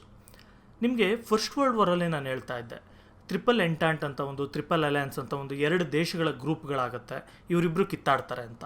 ಅದೇ ರೀತಿ ಸೆಕೆಂಡ್ ವರ್ಲ್ಡ್ ವಾರಲ್ಲಿ ಕೂಡ 2 ಗ್ರೂಪ್ಗಳು ಬರುತ್ತೆ. ಒಂದು ಆಕ್ಸಿಸ್ ಅಂತ, ಇನ್ನೊಂದು ಬಂದು ಆಲೈಸ್ ಅಂತ. ಸೊ ಈಗ ಯಾರ್ಯಾರು ಆಕ್ಸಿಸ್ ಅಂದರೆ ಜರ್ಮನಿ, ಇಟಲಿ, ಜಪಾನ್, ಈ 3 ಜನ ಸೇರಿ ಆಕ್ಸಿಸ್ ಅಂತ ಮಾಡ್ಕೊಳ್ತಾರೆ. ನೆಕ್ಸ್ಟ್ ಬಂದು ಇಂಗ್ಲೆಂಡ್, ಫ್ರಾನ್ಸ್, ಇವೆರಡು ಬಂದು ಆ್ಯಕ್ಚುಲಿ ರಷ್ಯಾ ಏನಕ್ಕೆ ನಾನು ಹೇಳ್ತಾ ಇಲ್ಲ ಅಂದರೆ ರಷ್ಯಾ ಆಮೇಲೆ ಜಾಯ್ನ್ ಆಗೋದು ಆಲೈಸ್ಗೆ. ಓಕೆ, ಮೊದಲು ಬಂದು ಇಂಗ್ಲೆಂಡ್, ಫ್ರಾನ್ಸ್ ಬಂದು ಆಲೈಸ್ ಆಗುತ್ತೆ. ಆಮೇಲೆ ಬಂದು ರಷ್ಯಾ ಜಾಯ್ನ್ ಆಗುತ್ತೆ, ಆಮೇಲೆ ಅಮೆರಿಕ ಕೂಡ ಜಾಯ್ನ್ ಆಗುತ್ತೆ. ಇನ್ನೂ ಸುಮಾರು ದೇಶಗಳಿರುತ್ತೆ, ಒಂದು 15-20 ದೇಶ ಇರುತ್ತೆ ಅಂದ್ಕೊಳ್ಳಿ. ಅವೆಲ್ಲ ಚಿಕ್ಕ ಚಿಕ್ಕ ದೇಶಗಳು. ಇಲ್ಲಿ 4 ದೇಶ ಮಾತ್ರ ಇಂಪಾರ್ಟೆಂಟ್: ಇಂಗ್ಲೆಂಡ್, ಫ್ರಾನ್ಸ್, ರಷ್ಯಾ ಮತ್ತು ಅಮೆರಿಕ ಒಂದು ಬರುತ್ತೆ, USA, ಅದಿಲ್ಲಿ ಮೆನ್ಷನ್ ಆಗಿಲ್ಲ. ಇವೆಲ್ಲ ಕೂಡ allies. England declared war against Germany as it was a friendly country to Poland. ಈಗ ನಮ್ಗೆ ಇಲ್ಲಿ ಯುದ್ಧ ಶುರುವಾಗಿದ್ದೇನೋ ಅಂತ ಗೊತ್ತಾಯಿತು. ಹೆಂಗೆ ಯುದ್ಧ ಶುರುವಾಗುತ್ತೆ? ಜರ್ಮನಿಯವರು ಪೋಲೆಂಡ್ ಮೇಲೆ ಯುದ್ಧ ಮಾಡೋಕ್ಕೆ ಶುರು ಮಾಡ್ತಾರೆ, ಅಟ್ಯಾಕ್ ಮಾಡಿ ಯುದ್ಧ ಡಿಕ್ಲೇರ್ ಮಾಡ್ತಾರೆ. ಸೊ ಪೋಲೆಂಡ್ಗೂ ಜರ್ಮನಿಗೂ ಯುದ್ಧ. ಈಗ ಈ ಇಂಗ್ಲೆಂಡ್ ಇರ್ಬೋದು, ಫ್ರಾನ್ಸ್ ಇರ್ಬೋದು, ರಷ್ಯಾ ಇರ್ಬೋದು, ಇವರೆಲ್ಲ ಯಾವ ರೀತಿ ಯುದ್ಧಕ್ಕೆ ಬರ್ತಾರೆ ಒಂದು ಮ್ಯಾಪಲ್ಲಿ ತೋರಿಸ್ತೀನಿ ನೋಡಿ. ಈ ಮ್ಯಾಪಲ್ಲಿ ಈ ವರ್ಲ್ಡ್ ವಾರ್ 2 ಶುರುವಾಗೋದು ಮೊದಲು ಏನಿತ್ತು ಆ ದೇಶಗಳ ಮ್ಯಾಪ್ಗಳು, ಬೌಂಡ್ರೀಸ್ಗಳು ಅಂತ ಅದಿದೆ. ಇಲ್ಲಿ ಪಿಂಕ್ ಕಲರ್ ಇರೋದು ಬಂದು ಪೋಲ್ಯಾಂಡ್, ಗ್ರೇ ಕಲರ್ ಇರೋದು ಬಂದು ಜರ್ಮನಿ, ಗ್ರೀನ್ ಇರೋದು ಬಂದು ರಷ್ಯಾ, ಬ್ಲೂ ಇರೋದು ಫ್ರಾನ್ಸ್, ಮತ್ತು ಇದು ಬ್ರಿಟನ್. ನಿಮಗೆಲ್ಲ ಕೂಡ ಈ ದೇಶಗಳು ನೆನ್ಪಿಟ್ಕೊಳ್ಳಿ. ಮತ್ತು ಇಲ್ಲಿ ಗ್ರೀನ್ ಇರೋದು ಬಂದು ಇಟಲಿ. ಇಟಲಿ ಏನು ಇಲ್ಲಿ ಬರಲ್ಲ, ಬರೀ ಇಷ್ಟ. ಜರ್ಮನಿಯವರು ಪೋಲೆಂಡ್ನ ಅಟ್ಯಾಕ್ ಮಾಡ್ತಾರೆ ಸೆಪ್ಟೆಂಬರ್ 1, 1939. ಆಗ ಜರ್ಮನಿಯವರು ಅಟ್ಯಾಕ್ ಮಾಡಿದಾಗ ಏನಾಗಿರುತ್ತೆ, ಇದಕ್ಕೂ ಬ್ರಿಟನ್ಗೂ ಏನು ಸಂಬಂಧ ಇರಲ್ಲ. ಆದರೆ ಪೋಲೆಂಡ್ ಅವರು ಬ್ರಿಟನ್ ಅವರು ಫ್ರೆಂಡ್ಸ್ ಆಗಿರ್ತಾರೆ. ಪೋಲೆಂಡ್ ಅವರಿಗೆ ಬ್ರಿಟನ್ ಅವ್ರು ಏನು ಹೇಳ್ತಾರೆ, ನಿಮ್ಗೇನಾದರೂ ಜರ್ಮನಿ ಅಟ್ಯಾಕ್ ಮಾಡಿದ್ರೆ ಅಥವಾ ರಷ್ಯಾ ಅಟ್ಯಾಕ್ ಮಾಡಿದ್ರೆ ನಾವು ನಿಮಗೆ ಹೆಲ್ಪ್ ಮಾಡ್ತೀವಿ ಅಂತ. ನೋಡಿ, ಪೋಲೆಂಡ್ ಅವ್ರಿಗೆ ಬಂದು ಜರ್ಮನಿನೂ ಒಂದೇ ಥರ ಅಂದರೆ ರಷ್ಯಾನೂ ಒಂದೇ ಥರ, ಎರಡೂ ದೇಶಗಳವರು ಕಾಯ್ತಾ ಇರ್ತಾರೆ ಪೋಲೆಂಡ್ನ ಆಕ್ಯುಪೈ ಮಾಡ್ಕೊಳ್ಳೋಣ ಅಂತ. ಸೊ ಇದರಿಂದ ಇಂಗ್ಲೆಂಡ್ ಅವರು ಜರ್ಮನಿ ಮೇಲೆ ಯುದ್ಧ ಡಿಕ್ಲೇರ್ ಮಾಡ್ತಾರೆ. But in reality it did not rush to help Poland immediately. ನೋಡಿ, ಈಗ ಬ್ರಿಟನ್ ಅವರು ಜರ್ಮನಿ ಮೇಲೇನೋ ಯುದ್ಧ ಡಿಕ್ಲೇರ್ ಮಾಡ್ತಾರೆ, ಅಂದರೆ ನಾನು ಯುದ್ಧಕ್ಕೆ ಬರ್ತೀನಿ ನಿನ್ನ ಮೇಲೆ ಅಂತ. ಆದರೆ ಯಾವುದೇ ರೀತಿ ಸೈನಿಕರನ್ನ ಕಳಿಸಲ್ಲ, ಏನೂ ಮಾಡಲ್ಲ ಪೋಲೆಂಡ್ಗೆ ಹೆಲ್ಪ್ ಮಾಡೋಕ್ಕೆ. ಜಸ್ಟ್ ಪೋಲೆಂಡ್ ಅವರು ಓಡೋಗಿ ಅಲ್ಲಿಂದ ಬ್ರಿಟನ್ಗೆ ಹೋಗೋಕ್ಕೆ, ಫ್ರಾನ್ಸ್ಗೆ ಹೋಗೋಕ್ಕೆ ಹೆಲ್ಪ್ ಮಾಡ್ತಾರೆ ಬಿಟ್ಟರೆ ಇನ್ನೇನು ಕೂಡ ಅವರು ಸೈನ್ಯ ಕಳಿಸೋದಿರ್ಬೋದು, ವೆಪನ್ಸ್ ಕಳಿಸೋದು ಏನೂ ಕೂಡ ಮಾಡಲ್ಲ. Hence it was occupied by Germany. ಅದರಿಂದ ಜರ್ಮನಿ ಅವ್ರು ಏನು ಮಾಡ್ತಾರೆ, ಇದನ್ನು ಆಕ್ಯುಪೈ ಮಾಡ್ಕೊಳ್ತಾರೆ. ನೋಡಿ, ಇಲ್ಲಿ ಏನು ಟೆಕ್ಸ್ಟ್ ಬುಕ್ಕಲ್ಲಿ ಇಲ್ಲದೆ ಇರೋದು ಅಂದರೆ ಜರ್ಮನಿಯವರು ಫುಲ್ ಪೋಲೆಂಡ್ನ ಆಕ್ಯುಪೈ ಮಾಡ್ಕೊಳ್ಳಲ್ಲ. ಈ ಯುದ್ಧಕ್ಕೂ ಮೊದಲು ನಿಮ್ಗೆ ಟೆಕ್ಸ್ಟ್ ಬುಕ್ಕಲ್ಲಿದೆ ನಾನ್ ಅಗ್ರೆಷನ್ ಪ್ಯಾಕ್ಟ್ ಅಂತ, ಒಂದು ರಷ್ಯಾದವರು ಜರ್ಮನಿಯವರು ಒಪ್ಪಂದ ಮಾಡ್ಕೊಂಡಿರ್ತಾರೆ. ಅದು ಬಂದಾಗ ಹೇಳ್ತೀನಿ. ಇಲ್ಲಿ ಏನಂತ ಹೇಳಿದ್ರೆ ಜರ್ಮನಿಯವರು ಅರ್ಧ ಪೋಲೆಂಡ್ನ ಮಾತ್ರ ಆಕ್ಯುಪೈ ಮಾಡ್ಕೊಳ್ತಾರೆ, ಇನ್ನು ಅರ್ಧ ಪೋಲೆಂಡ್ನ ರಷ್ಯಾದವರು ಆಕ್ಯುಪೈ ಮಾಡ್ಕೊಳ್ತಾರೆ. ಓಕೆ, ಅದು ನೆನ್ಪಿಟ್ಕೊಳ್ಳಿ. So hence it was occupied by Germany. In meanwhile, Russia came under the communist rule and countries like England, France were expecting an attack on Russia by Germany. ನೋಡಿ, ಇಲ್ಲಿ ಏನಾಗಿರುತ್ತೆ ಅಂದರೆ ಹಿಟ್ಲರ್ ಬರೋದಕ್ಕೂ ಮೊದಲೇ ನಿಮಗೆ Russian revolution ಹೇಳಿದ್ನಲ್ಲ, ಅಂದರೆ ರಷ್ಯಾದಲ್ಲೆಲ್ಲ ಕೂಡ communist ಪಾರ್ಟಿಗಳವರು ಅಧಿಕಾರಕ್ಕೆ ಬಂದಿರ್ತಾರೆ, ಲೆನಿನ್, ಸ್ಟಾಲಿನ್ ಈ ಥರ. ಈ ಒಂದು ಇವೆಂಟ್ ನಡೆಯುವಾಗ 1939-38 ಈ ಟೈಮಲ್ಲಿ ಸ್ಟಾಲಿನ್ ಅನ್ನೋ ವ್ಯಕ್ತಿ ಅಧಿಕಾರದಲ್ಲಿರ್ತಾನೆ. ಅವನು ರಷ್ಯಾನ ರೂಲ್ ಮಾಡ್ತಾ ಇರ್ತಾನೆ. ನೋಡಿ, ರಷ್ಯಾನ ಕಮ್ಯುನಿಸ್ಟ್ ರೂಲ್ ಮಾಡ್ತಾ ಇರ್ತಾರೆ, ಜರ್ಮನಿಯಲ್ಲಿ ನ್ಯಾಷನಲಿಸ್ಟ್ಸ್ ರೂಲ್ ಮಾಡ್ತಾ ಇರ್ತಾರೆ. ರಿಯಲಾಗಿ ಅವ್ರ ಮಧ್ಯೆ ಏನು ಅಂಥ ಡಿಫ್ರೆನ್ಸ್ ಇರಲ್ಲ, ಸ್ವಲ್ಪ ಮಾತ್ರ ಡಿಫ್ರೆನ್ಸು, ಅದಾದಮೇಲೆ ನಾನು ಹೇಳ್ತೀನಿ. ಆದರೆ ಇವ್ರಿಗೂ ಆಗ್ತಾ ಇರಲ್ಲ, ಅಂದರೆ ಐಡಿಯಾಲಜಿನೇ ಬೇರೆ. ಏನೇನು ರಷ್ಯಾದವರು ಅಥವಾ ಕಮ್ಯುನಿಸ್ಟ್ ಅವರು ಬಿಲೀವ್ ಮಾಡ್ತಾ ಇರ್ತಾರೆ ಅದ್ರ ವಿರುದ್ಧವಾಗಿ ಜರ್ಮನಿಯವರು ಇರ್ತಾರೆ. ಸೊ ಬ್ರಿಟನ್ ಅವರು, ಫ್ರಾನ್ಸ್ ಅವರು ಎಲ್ಲ ಏನು ಅಂದ್ಕೊಳ್ತಾರೆ, ಇಲ್ಲಿ ಕಮ್ಯುನಿಸ್ಟ್ಸ್ ಇರೋದ್ರಿಂದ ಇಲ್ಲಿ ಒಂದು ಪೋಲೆಂಡ್ ಆಕ್ಯುಪೈ ಮಾಡ್ಕೊತಾ ಇದ್ದಾನಲ್ಲ, ಈಗ ಹಿಟ್ಲರ್ ಹೋಗಿ ರಷ್ಯಾನ ಅಟ್ಯಾಕ್ ಮಾಡ್ತಾನೆ ಅಂತ ಅಂದ್ಕೊಂಡಿರ್ತಾರೆ, ಅಂದರೆ ಇವರಿಬ್ಬರಿಗೂ ಆಗಲ್ಲ ಅಂತ. ಆದರೆ ಎಲ್ಲರ ಊಹೆ ಕೂಡ ಟರ್ನ್ ಆಗೋಗುತ್ತೆ ಏನಕ್ಕೆ, ನಾನ್ ಅಗ್ರೆಷನ್ ಪ್ಯಾಕ್ಟ್ಗೆ. On realising this intention, Russia entered a non war pact with Germany on August 24, 1939. ಈ ರೀತಿ ನಾವಿಬ್ಬರು ಯುದ್ಧಕ್ಕೆ ಹೋದ್ವಿ ಅಂತ ಹೇಳಿದ್ರೆ ಪ್ರಾಬ್ಲಮ್ ಆಗುತ್ತೆ ಅಂತ, ಯಾಕಂದರೆ ರಷ್ಯಾ ಒಂದು ಸ್ವಲ್ಪ ವೀಕ್ ಇರುತ್ತೆ ಆ ಟೈಮಲ್ಲಿ. ಸೊ ರಷ್ಯಾದವರು ಜರ್ಮನಿಯವರು ಏನು ಮಾಡ್ತಾರೆ, ನಾನ್ ಅಗ್ರೆಷನ್ ಪ್ಯಾಕ್ಟ್ ಅಂತ, ಅದು ಫುಲ್ ಹೆಸರು ನಾನ್ ಅಗ್ರೆಷನ್ ಪ್ಯಾಕ್ಟ್, ಇದರಲ್ಲಿ ನಾನ್ ವಾರ್ ಪ್ಯಾಕ್ಟ್ ಅಂತ ಇದೆ. ನೀವು ಇದನ್ನೇ ಬರೀರಿ, ಎಲ್ಲಿ ಟೆಸ್ಟ್ ಎಕ್ಸಾಮಲ್ಲಿ ಕೇಳಿದ್ರು ನಾನ್ ವಾರ್ ಪ್ಯಾಕ್ಟ್ ಅಂತಲೇ ಮಾಡಿ, ಮೀನಿಂಗ್ ಆಲ್ಮೋಸ್ಟ್ ಆಲ್ ಸೇಮ್ ಇದೆ. ಜರ್ಮನಿ ಜೊತೆ ಒಪ್ಪಂದ ಮಾಡ್ಕೊಳ್ತಾರೆ, ಏನು ನಾವು ನೀವು ಫೈಟ್ ಮಾಡಲ್ಲ, ಅಂದರೆ ನಾನು ನಿಮ್ಮ ಮೇಲೆ ಅಟ್ಯಾಕ್ ಮಾಡಲ್ಲ, ನೀನು ನಮ್ಮ ಮೇಲೆ ಅಟ್ಯಾಕ್ ಮಾಡಬೇಡಿ ಅಂತ ಅಗ್ರಿಮೆಂಟ್ ಮಾಡ್ಕೊಳ್ತಾರೆ. ಬರೀ ಇದಷ್ಟೇ ಇರಲ್ಲ ಅಗ್ರಿಮೆಂಟಲ್ಲಿ, ಇದು ಅಂದರೆ ಸೀಕ್ರೆಟಾಗಿ ಇನ್ನೂ ಬೇರೆ ಅಗ್ರಿಮೆಂಟ್ ಮಾಡ್ಕೊಂಡಿರ್ತಾರೆ. ಏನು, ಜರ್ಮನಿಯವರು ಫ್ರಾನ್ಸ್ ಮೇಲೆ, ಬ್ರಿಟನ್ ಅವ್ರ ಮೇಲೆ ಯುದ್ಧಕ್ಕೆ ಹೋಗ್ತಾರಲ್ಲ, ಆಗ ಅವ್ರಿಗೆ ಬೇಕಾಗಿರೋಂಥ ಪೆಟ್ರೋಲು, ಅದು ಡೀಸೆಲ್, ಅದೆಲ್ಲ ಏನೇನಿರುತ್ತೆ ಅದೆಲ್ಲ ಕೂಡ ಒಂದು ರಷ್ಯಾಯಿಂದ ಸಪ್ಲೈ ಆಗ್ತಾ ಇರುತ್ತೆ ಇವ್ರಿಗೆ. ಸೊ ಆ ಅಗ್ರಿಮೆಂಟ್ ಕೂಡ ಇರುತ್ತೆ, ಅದೆಲ್ಲ ಯುದ್ಧ ಆದಮೇಲೆ ಲಾಸ್ಟಲ್ಲಿ ಗೊತ್ತಾಗೋದು ಎಲ್ಲರಿಗೂ. So hence Hitler attacked west instead of east. ಇದರಿಂದ ಈ ಒಂದು ನಾನ್ ಅಗ್ರೆಷನ್ ಪ್ಯಾಕ್ಟ್ ಮಾಡ್ಕೊಂಡಿದ್ರಿಂದ ಎಲ್ಲರಿಗೂ ಆಶ್ಚರ್ಯ ಆಗುತ್ತೆ, ಏನು ಇವರಿಬ್ಬರು ಬದ್ಧ ಶತ್ರುಗಳು ಅಂತ ಇದ್ರು, ನೋಡಿದ್ರೆ ಈಗ ಒಪ್ಪಂದ ಮಾಡ್ಕೊಂಡ್ಬಿಟ್ಟಿದ್ದಾರೆ ಅಂತ ಎಲ್ಲರಿಗೂ ಒಂಥರ ಭಯ ಆಗೋಗುತ್ತೆ. ಈ ಟೈಮಲ್ಲೇ ಪೋಲೆಂಡ್ ಅಟ್ಯಾಕ್ ಆದಮೇಲೆ, ಅಂದರೆ 1939 ಸೆಪ್ಟೆಂಬರ್ 1 ಆದಮೇಲೆ ಇದನ್ನೆಲ್ಲ ಒಂದು ತಿಂಗಳಲ್ಲಿ ಇದೆಲ್ಲ ಆಕ್ಯುಪೈ ಮಾಡ್ಕೊತಾರೆ. ಅದಾದಮೇಲೆ ಫೋನಿ ವಾರ್ ಅಂತ ಕರೀತಾರದು, ಅದು ಆ್ಯಕ್ಚುಲಿ ಅಂದರೆ ಒಂದು ಆಲ್ಮೋಸ್ಟ್ ಆಲ್ ಒಂದು 6 ತಿಂಗಳು ಏನೂ ನಡೆಯಲ್ಲ. ಅಂದರೆ ಜರ್ಮನಿಯವರು ಅವ್ರ ಪಾಡ್ಗೆ ಅವ್ರು ಯುದ್ಧಕ್ಕೆ ರೆಡಿ ಆಗ್ತಾ ಇರ್ತಾರೆ, ಫ್ರಾನ್ಸ್ ಅವ್ರು ಯುದ್ಧಕ್ಕೆ ರೆಡಿ ಆಗ್ತಾ ಇರ್ತಾರೆ, ಬ್ರಿಟನ್ ಅವ್ರು ಯುದ್ಧಕ್ಕೆ ರೆಡಿ ಆಗ್ತಾ ಇರ್ತಾರೆ. ಆದರೆ ಯಾರು ಯಾರ ಮೇಲೂ ಅಟ್ಯಾಕ್ ಮಾಡಲ್ಲ, ಹೆಸ್ರಿಗೆ ಮಾತ್ರ ಯುದ್ಧ ನಡೆಯುತ್ತೆ ಈ ಥರ. ಆಮೇಲೆ ಹಿಟ್ಲರಿಗೆ ಏನು ಮಾಡಿದ್ರು, ಯುದ್ಧಕ್ಕೆಲ್ಲ ರೆಡಿ ಆಗಿಬಿಟ್ಟು ಫ್ರಾನ್ಸ್ನ ಅಟ್ಯಾಕ್ ಮಾಡ್ತಾನೆ. ಓಕೆ, ಫ್ರಾನ್ಸ್ ಅಂದರೆ ಇಲ್ಲಿ ಬ್ಲೂ ಕಲರ್ ಇದೆಯಲ್ಲ ಇದು. Hitler entered an agreement with Italy and attacked Denmark, Norway, Holland and captured most of the western Europe. ನೋಡಿ, ಇಲ್ಲಿ ಯುದ್ಧ ನಡೀತಾ ಇದ್ದಾಗೇನೆ ಏನಾಯಿತು, ಹಿಟ್ಲರ್ ಕಾರ್ನರ್ ಆಗಿರ್ತಾನೆ. ಅಂದರೆ ನಿಮ್ಗೆ ಗೊತ್ತು, ಸಿ ಆ್ಯಕ್ಸಸ್ ಇರಲ್ಲ ಜರ್ಮನಿಗೆ ಅಂತ. ಸೊ ಏನಾಯ್ತು, ಇಲ್ಲಿ ಫ್ರಾನ್ಸ್ನ ಆಕ್ಯುಪೈ ಮಾಡ್ಕೊಡ್ತಾನೆ. ಜೊತೆಗೆ ಇಲ್ಲಿ ಹಾಲೆಂಡ್, ಡೆನ್ಮಾರ್ಕ್ ಇದೆಲ್ಲ ಏನು ಜಾಗ ಇದೆ, ಡೆನ್ಮಾರ್ಕ್ ಇಲ್ಲಿ ಬರುತ್ತೆ, ಇದು ಸ್ವೀಡನ್, ಇದು ಡೆನ್ಮಾರ್ಕ್ ಅಂದರೆ. ಸೊ ಈ ಜಾಗಗಳನ್ನೆಲ್ಲ ಆಕ್ಯುಪೈ ಮಾಡ್ಕೊಳ್ತಾನೆ. ಜೊತೆಗೆ ಇಲ್ಲಿ ಏನಿದೆ ಹಾಲೆಂಡ್, ಇದನ್ನೆಲ್ಲ ಆಕ್ಯುಪೈ ಮಾಡ್ಕೊಳ್ತಾನೆ. ಟೋಟಲಾಗಿ ವೆಸ್ಟರ್ನ್ ಯುರೋಪ್ನ ಕಂಟ್ರೋಲ್ ತೊಗೊಳಕ್ಕೆ ಟ್ರೈ ಮಾಡ್ತಾ ಇರ್ತಾನೆ. ಇನ್ 1941 Hitler turned his attention towards Russia. ಇಲ್ಲಿ ಏನಾಗುತ್ತೆ ಅಂದರೆ 1941ನಲ್ಲಿ ನೋಡಿ, ಇಲ್ಲಿ ಯುದ್ಧ ನಡೀತಾ 1939ಇಂದ 1941ಗೂ ಎಲ್ಲ ಯುದ್ಧ ನಡೀತಾ ಫ್ರಾನ್ಸ್ನ ಕಂಪ್ಲೀಟಾಗಿ ಹಿಟ್ಲರ್ ಆಕ್ಯುಪೈ ಮಾಡ್ಕೊಳ್ತಾನೆ. ಅದು ಸಪ್ರೇಟ್ ವಿಚಿ ಫ್ರಾನ್ಸ್ ಅಂತ ಬರುತ್ತೆ, ಅದು ಬೇಡ, ಅಲ್ಲಿಗೆ ತುಂಬ ಕಾಂಪ್ಲೆಕ್ಸ್ ಆಗುತ್ತೆ. ಫ್ರಾನ್ಸ್ನ ಆಕ್ಯುಪೈ ಮಾಡ್ಕೊಳ್ತಾನೆ, ಪೋಲೆಂಡ್ನ ಆಕ್ಯುಪೈ ಮಾಡ್ಕೊಳ್ತಾನೆ, ಇಲ್ಲಿರೋಂಥ ಚಿಕ್ಕ ದೇಶಗಳಿರ್ಬೋದು, ಡೆನ್ಮಾರ್ಕ್ ಇರ್ಬೋದು, ಇದನ್ನ ಆಕ್ಯುಪೈ ಮಾಡ್ಕೊಳ್ತಾನೆ. ಇಲ್ಲಿರೋ ನಾರ್ವೆ ಅವರು ಆಲ್ಮೋಸ್ಟ್ ಅಲ್ಲೂ ಜರ್ಮನಿಗೆ ಫ್ರೆಂಡ್ಸ್ ಆಗಿ ಹೋಗಿರ್ತಾರೆ. ಸೊ ಎಲ್ಲ ಕೂಡ ಹಿಟ್ಲರ್ ಕಂಟ್ರೋಲ್ಗೆ ಬರುತ್ತೆ. ಇಲ್ಲಿ ಹಿಟ್ಲರ್ಗೆ ಅಪೋಸ್ ಮಾಡೋವಂಥ ಶಕ್ತಿ ಇದ್ದಿದ್ದು ಯಾವುದು, ಬ್ರಿಟನ್ ಮಾತ್ರ. ಈ ರೆಡ್ ಕಲರ್ ಇದೆಯಲ್ಲ, ಇಂಗ್ಲೆಂಡ್, ಬ್ರಿಟನ್, UK ಇದೆಲ್ಲ ಅಂದ್ರೂ ಒಂದೇ. ಇವಾಗ ಇಂಡಿಯಾಗೆ ನಾವು ಇಂಡಿಯಾ, ಭಾರತ್, ಹಿಂದೂಸ್ತಾನ್ ಅನ್ನಲ್ವಾ, ಆ ಥರ ಅದಕ್ಕೆ ಬೇರೆ ಬೇರೆ ಹೆಸರುಗಳು. ಸೊ ಬ್ರಿಟನ್ ಮೇಲೆ ಯುದ್ಧ ಮಾಡ್ತಾ ಇರ್ತಾನೆ, ಆದರೆ ಸಕ್ಸೀಡ್ ಆಗೋಕ್ಕಾಗಲ್ಲ ಹಿಟ್ಲರ್. ಯಾಕೆಂದರೆ ಮಧ್ಯದಲ್ಲಿ ಸಮುದ್ರ ಹರ್ಕೊಂಡು ಹೋಗಿರುತ್ತೆ. ಈಗಿದ್ದಂಗೆ ಇಲ್ಲಿಂದ ಫ್ಲೈಟ್ಗಳು ಅಷ್ಟು ದೂರ ಹೋಗೋಷ್ಟು ಕೆಪಾಸಿಟಿ ಇರಲ್ಲ. ಇಲ್ಲಿಂದ ಫ್ಲೈಟ್ಗಳು ಹೋಗುತ್ತೆ, ಲಂಡನ್ವರೆಗೂ ಎಲ್ಲ ರೀಚ್ ಆಗುತ್ತೆ, ಆದರೆ ತುಂಬ ಆಪ್ರೇಷನ್ಸ್ ಮಾಡೋಕ್ಕಾಗಲ್ಲ, ಜಾಸ್ತಿ ಹೊತ್ತು ಅಲ್ಲೇ ಇರೋಕ್ಕಾಗಲ್ಲ. ಆ ಥರ ಒಂದು ಸ್ವಲ್ಪ ಕಾಂಪ್ಲಿಕೇಶನ್ ಇರುತ್ತೆ, ಅದರಿಂದ ಅಲ್ಲಿ ಗೆಲ್ಲಕ್ಕಾಗಲ್ಲ. ಸೊ ಇದರಿಂದ ಏನು ಮಾಡ್ತಾನೆ, ಇರೋ ಪೆಟ್ರೋಲೆಲ್ಲ ಖಾಲಿ ಆಗ್ತಾ ಇರುತ್ತೆ ಮತ್ತು ರಿಸೋರ್ಸ್ಗಳು ಖಾಲಿ ಆಗ್ತಾ ಇರುತ್ತೆ ಅಂದ್ಬಿಟ್ಟು ಅಲ್ಲಿವರೆಗೂ ಏನು ನಾನ್ ಅಗ್ರೆಷನ್ ಪ್ಯಾಕ್ಟ್ ಮಾಡ್ಕೊಂಡಿರ್ತಾರೆ ರಷ್ಯಾದವರು, ಅವ್ರಿಗೆ ಮೋಸ ಮಾಡಿಬಿಟ್ಟು ಹಿಟ್ಲರ್ ರಷ್ಯಾ ಮೇಲೆ ಅಟ್ಯಾಕ್ ಮಾಡ್ತಾನೆ 1941ನಲ್ಲಿ. This forced Russia to enter the war. ಇದರಿಂದ ಏನಾಯಿತು, ಜರ್ಮನಿಯವರು ರಷ್ಯಾ ಮೇಲೆ ಅಟ್ಯಾಕ್ ಮಾಡಿದ್ರಿಂದ ರಷ್ಯಾವ್ರಿಗೆ ಬೇರೆ ಚಾನ್ಸೇ ಇಲ್ದಾಗೆ ಅವರು ಕೂಡ ಯುದ್ಧದೊಳಗೆ ಬಂದು ಸೇರ್ಕೊಳ್ಬೇಕಾಗತ್ತೆ. ನೋಡಿ, ಯುದ್ಧಕ್ಕೆ ಮೊದಲು ಕೂಡ ಬ್ರಿಟನ್ನವ್ರಿಗೂ ರಷ್ಯಾದವ್ರಿಗೂ ಆಗ್ತಾ ಇರಲ್ಲ. ಓಕೆ, ಇವರಿಬ್ಬರು ಶತ್ರುಗಳಾಗಿರ್ತಾರೆ. ಆದರೆ ಈಗ ಹಿಟ್ಲರ್ ಮಾಡಿದ ಕೆಲಸಕ್ಕೆ ರಷ್ಯಾದವರು, ಬ್ರಿಟನ್ನವರು ಜೊತೆಗೆ ಫ್ರೆಂಡ್ಶಿಪ್ ಮಾಡ್ಕೊಂಡು ಜೊತೆಗೆ ಯುದ್ಧ ಮಾಡೋ ಅಷ್ಟು ಫ್ರೆಂಡ್ ಆಗಿಬಿಡ್ತಾರೆ. In the same time Japan joint Germany. ಇದೇ ಥರ ಈ ಟೈಮಲ್ಲಿ ಏನಾಯಿತು, ಜಪಾನ್ ಅವರು ಜರ್ಮನಿನ ಜಾಯ್ನ್ ಆಗ್ತಾರೆ. ಏನಕ್ಕೆ ಜಾಯ್ನ್ ಆಗ್ತಾರೆ ಅಂದರೆ ಇವ್ರ ಹತ್ರ ಟೆಕ್ನಾಲಜಿ ಇಸ್ಕೊಳ್ಳೋಣ, ಆ ಥರ ಬೇರೆ ಬೇರೆ ಕಾರಣ ಇರುತ್ತೆ. ಅದರಿಂದ ಇವರು ಕೂಡ ಆ್ಯಕ್ಸಿಸ್ಗೆ ಜಾಯ್ನ್ ಆಗ್ತಾರೆ. Japan attacked those places that were to the west of Pacific Ocean which belong to USA and other European countries and captured them. ನೋಡಿ, ಜಪಾನ್ ಅವರು ಯುದ್ಧಕ್ಕೆ ಎಂಟರ್ ಆಗಿ ಏನು ಮಾಡ್ತಾರೆ ನೋಡಿ, ಇದು ವರ್ಲ್ಡ್ ಮ್ಯಾಪಲ್ಲಿ ಜಪಾನ್ ಅವರು ಇಲ್ಲಿ ರೆಡ್ ಕಲರ್ ಇದ್ದಾರಲ್ಲ ಇವರು. ನೋಡಿ, ಬ್ರಿಟಿಷ್ ಅವರು ಮತ್ತು ಫ್ರೆಂಚ್ ಅವರು ಮತ್ತು ಅಮೆರಿಕದವರು ಕೆಲವು ಐಲ್ಯಾಂಡ್ಗಳನ್ನ ಮತ್ತು ಇಂಡಿಯಾ, ಇಲ್ಲಿ ಕ್ಯಾಂಬೋಡಿಯಾ, ವಿಯೆಟ್ನಾಂ ಈ ಜಾಗಗಳನ್ನೆಲ್ಲ ಕೂಡ ರೂಲ್ ಮಾಡ್ತಾ ಇರ್ತಾರೆ.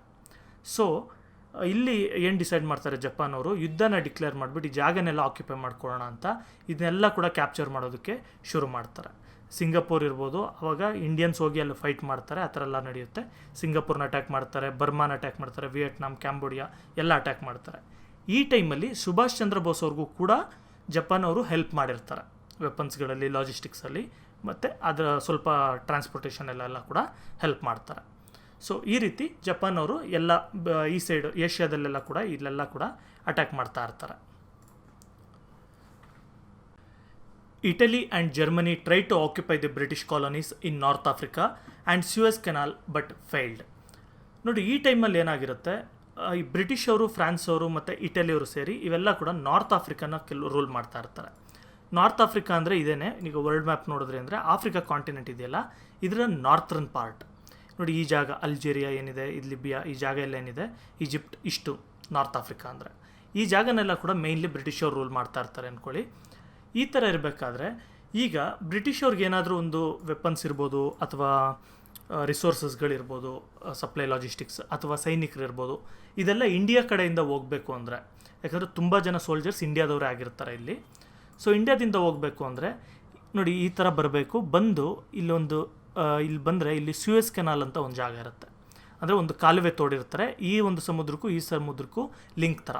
ಸೊ ಹಡಗುಗಳು ಬಂತು ಅಂದರೆ ಇಲ್ಲಾಸಿ ಪಾಸಾಗಿ ಈ ಕಡೆಗೆ ಬಂದು ಇಲ್ಲಿಂದ ಬ್ರಿಟನ್ಗೆ ಸಪ್ಲೈ ಆಗ್ತಾ ಇರುತ್ತೆ, ಬ್ರಿಟನ್, ಫ್ರಾನ್ಸ್ ಈ ಕಡೆಗೆಲ್ಲ. ಆದರೆ ಅದನ್ನ ಒಂದನ್ನು ಆಕ್ಯುಪೈ ಮಾಡಿಕೊಂಡ್ರೆ ಜರ್ಮನಿಯವರು ಈ ಜಾಗ ಸುತ್ತಾಕೊಂಡು ಹೋಗ್ಬೇಕಾಗತ್ತೆ ಬ್ರಿಟನ್ ಅವರು, ಶಿಪ್ಗಳೆಲ್ಲ ಸುತ್ತಾಕೊಂಡು ಹೋಗಬೇಕು. ಸೊ ಅದರಿಂದ ನಾವು ಆರಾಮಾಗಿ ಬ್ರಿಟನ್ನ ಕಂಟ್ರೋಲ್ ಮಾಡ್ಬೋದು ಅನ್ನೋದು ಒಂದು ಐಡಿಯಾ ಇರುತ್ತೆ. ಸೊ ಇದರಿಂದ ನಾರ್ತ್ ಆಫ್ರಿಕನ ಅಟ್ಯಾಕ್ ಮಾಡ್ತಾರೆ, ಅಲ್ಲಿರೋವಂಥ ಜಾಗಗಳನ್ನೆಲ್ಲ ಕ್ಯಾಪ್ಚರ್ ಮಾಡೋದಕ್ಕೆ. ಆದರೆ ಸಕ್ಸೀಡ್ ಆಗಲ್ಲ, ಮೊದಲು ಸಕ್ಸೀಡ್ ಆಗ್ತಾರೆ, ಆಮೇಲೆ ಫೇಲ್ ಆಗುತ್ತೆ. ಇನ್ 1942 Russia defeated German force in Stalingrad. ನೋಡಿ ರಷ್ಯಾದವರು, ಈಗ ನಾನು ಹೇಳಿದೆ, ಇದು ನೋಡಿ ಇದೆಲ್ಲ ಕೂಡ ಸೈಮಲ್ಟೇನಿಯಸ್ಲಿ ಅಲ್ಲಲ್ಲಿ ನಡೀತಾ ಇರುತ್ತೆ, ಒಂದಾದ ಮೇಲೆ ಒಂದೇನು ನಡೆಯಲ್ಲ. ಇಲ್ಲಿ ಯುದ್ಧ ಶುರುವಾಗುತ್ತೆ, ಇಲ್ಲಿ ಯುದ್ಧ ಶುರುವಾಗುತ್ತೆ, ಎಲ್ಲ ಕಡೆ ಕಂಟಿನ್ಯೂಸ್ ಆಗಿ ಯುದ್ಧ ನಡೀತಾನೆ ಇರುತ್ತೆ. ಈಗ ನಾನು ಇಲ್ಲೊಂದು ಹೇಳಿದ್ದೆ ನಿಮಗೆ, ಜರ್ಮನಿಯವರು ರಷ್ಯಾನ ಅಟ್ಯಾಕ್ ಮಾಡ್ತಾರೆ, ಅಟ್ಯಾಕ್ ಮಾಡಿಬಿಟ್ಟು ಇಬ್ರಿಗೂ ಮಧ್ಯೆ ಯುದ್ಧ ಶುರುವಾಗುತ್ತೆ ಅಂತ. ನೋಡಿ ಈ ಯುದ್ಧದಲ್ಲಿ ಮೊದಲು ಜರ್ಮನಿಯವರೇ ಸಕ್ಸೀಡ್ ಆಗ್ತಾರೆ. ಅಂದರೆ ಇಷ್ಟು ಜಾಗ ಏನಿದೆ ಇದೆಷ್ಟು ಜಾಗನ ಆಕ್ಯುಪೈ ಮಾಡ್ಕೊಳ್ತಾರೆ ಜರ್ಮನಿಯವರು, ಆದರೆ ಕಂಪ್ಲೀಟ್ಲಿ ಗೆಲ್ಲಕ್ಕಾಗಲ್ಲ. ಲಾಸ್ಟಿಗೆ ಇವ್ರು ಎಲ್ಲಿ ತುಂಬ ಇಂಪಾರ್ಟೆಂಟಾಗಿ ಎಲ್ಲಿ ಸೋಲ್ತಾರೆ ಅಂದರೆ, ಒಂದು ಸ್ಟಾಲಿನ್ಗ್ರಾಡ್ ಅಂತೇಳಿ ಒಂದು ಸಿಟಿ ಇರುತ್ತೆ ಅಲ್ಲಿ. ಆ ಸಿಟಿ ಹತ್ರ ಇವ್ರ ಆರ್ಮಿ ಎಲ್ಲ ಹೋಗುತ್ತೆ, ಆ ಕಡೆಯಿಂದ ರಷ್ಯನ್ ಆರ್ಮಿ ಅಟ್ಯಾಕ್ ಮಾಡುತ್ತೆ. ಆ ಸಿಟಿ ಹತ್ರ ಜರ್ಮನಿಯವರು ಸೋತೋಗ್ತಾರೆ. ಸೊ ಅಲ್ಲಿವರೆಗೂ ಜರ್ಮನಿಯವರೇ ಗೆಲ್ತಾ ಇರ್ತಾರೆ, ಒಂದೂವರೆ ವರ್ಷವರೆಗೂ. ಆದರೆ ಅಲ್ಲಿಂದ ಸ್ಟಾಲಿನ್ಗ್ರಾಡಲ್ಲಿ ಸೋತ ಮೇಲೆ ರಷ್ಯಾದವರು ಜರ್ಮನಿನ ಸೋಲ್ಸೋಕ್ಕೆ ಶುರು ಮಾಡ್ತಾರೆ, ಅಲ್ಲಿಂದ ತಳ್ಕೊಂಡು ಬರೋದಕ್ಕೆ ಶುರು ಆಗಿಬಿಡುತ್ತೆ.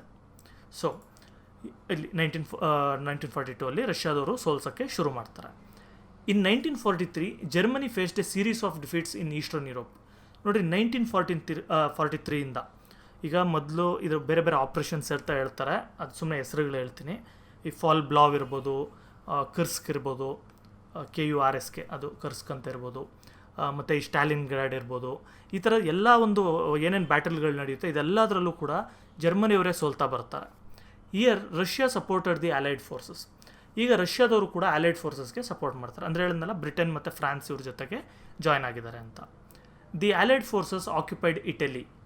ಈ ಅಲೈಡ್ ಫೋರ್ಸಸ್ ಏನು ಮಾಡ್ತಾರೆ, ಇಟಲಿನ ಆಕ್ಯುಪೈ ಮಾಡ್ಕೊಳ್ತಾರೆ. ಅಂದರೆ ನೋಡಿ, ಇವಾಗ ನಾನು ಹೇಳಿದೆ ಜರ್ಮನಿ ಜೊತೆ ಯಾರ್ಯಾರು ಫ್ರೆಂಡ್ ಇದ್ದಾರೆ ಅಂತ. ಜರ್ಮನಿ ಜೊತೆ ಇದು ಜರ್ಮನಿ, ಇದು ಇಟಲಿ ಅವ್ರ ಫ್ರೆಂಡ್ ಇರ್ತಾರೆ, ಮತ್ತು ಜಪಾನ್ ಫುಲ್ಲು ವರ್ಲ್ಡ್ ಮ್ಯಾಪಲ್ಲಿ ಆ ಸೈಡಿಗೆ ಬರುತ್ತೆ, ನಾನು ತೋರಿಸ್ನಲ್ಲ ಇಲ್ಲಿ, ಇವರಿಷ್ಟು ಫ್ರೆಂಡ್. ಈಗ ಬ್ರಿಟನ್ ಅವರು ಇವರೆಲ್ಲ ಏನು ಮಾಡ್ತಾರೆ ಅಂದರೆ, ಅಮೆರಿಕ ಕೂಡ ಜಾಯ್ನ್ ಆಗಿರುತ್ತೆ ಆ ಟೈಮಲ್ಲಿ. ಅವರು ಇಟಲಿನ ಅಟ್ಯಾಕ್ ಮಾಡ್ತಾರೆ, ಇಟಲಿನ ಆಕ್ಯುಪೈ ಮಾಡ್ಕೊಳ್ತಾರೆ, ಅಂದರೆ ಇಟಲಿನ ಸೋಲಿಸ್ತಾರೆ. ಯಾಕೆಂದರೆ ಈ ಇಟಲಿ ತುಂಬ ವೀಕ್ ಇರುತ್ತೆ ಆ ಟೈಮಲ್ಲಿ ಅಂತ. USA defeated Japan and regained its lost island in Pacific Ocean. ಇದೇ ರೀತಿ ಅಮೆರಿಕದವ್ರು ಏನು ಮಾಡ್ತಾರೆ, ಜಪಾನ್ನ ಕೂಡ ಸೋಲಿಸ್ಬಿಡ್ತಾರೆ. ಯಾಕಂದರೆ ನೋಡಿ USA ತುಂಬ ದೊಡ್ಡ ದೇಶ, ಮತ್ತು ರಿಸೋರ್ಸಸ್ ತುಂಬ ಜಾಸ್ತಿ ಇರುತ್ತೆ, ವೆಪನ್ಸ್ ಎಲ್ಲ ತುಂಬ ಚೆನ್ನಾಗಿರೋವಿರುತ್ತೆ. ಅವರು ಏನು ಮಾಡ್ತಾರೆ, ಜಪಾನ್ನ ಸೋಲಿಸ್ಬಿಟ್ಟು ಅವ್ರು ಏನೇನು ಕಳ್ಕೊಂಡಿದ್ರು ಅದೆಲ್ಲ ಕೂಡ ಕ್ಯಾಪ್ಚರ್ ಮಾಡ್ಕೊಳ್ತಾರೆ. Germany surrendered due to the march of Red Army and allied forces into Berlin. ನೋಡಿ ಯುದ್ಧ ಏನಾಗುತ್ತೆ ಅಂತ ಹೇಳಿದ್ರೆ, ಇಲ್ಲಿ ಮೈನ್ ಇವೆಂಟ್ಸ್ ಏನಾಗುತ್ತೆ ಅಂದರೆ, ನಾನು ಹೇಳಿದೆ ಸ್ಟಾಲಿನ್ಗ್ರಾಡಿಂದ ಅದಾದಮೇಲೆ 1942 ಆದಮೇಲೆ ಜರ್ಮನಿಯವ್ರು ಸೋಲ್ತಾ ಬರ್ತಾರೆ, ರಷ್ಯಾದವ್ರು ಗೆಲ್ತಾ ಬರ್ತಾರೆ ಅಂತ.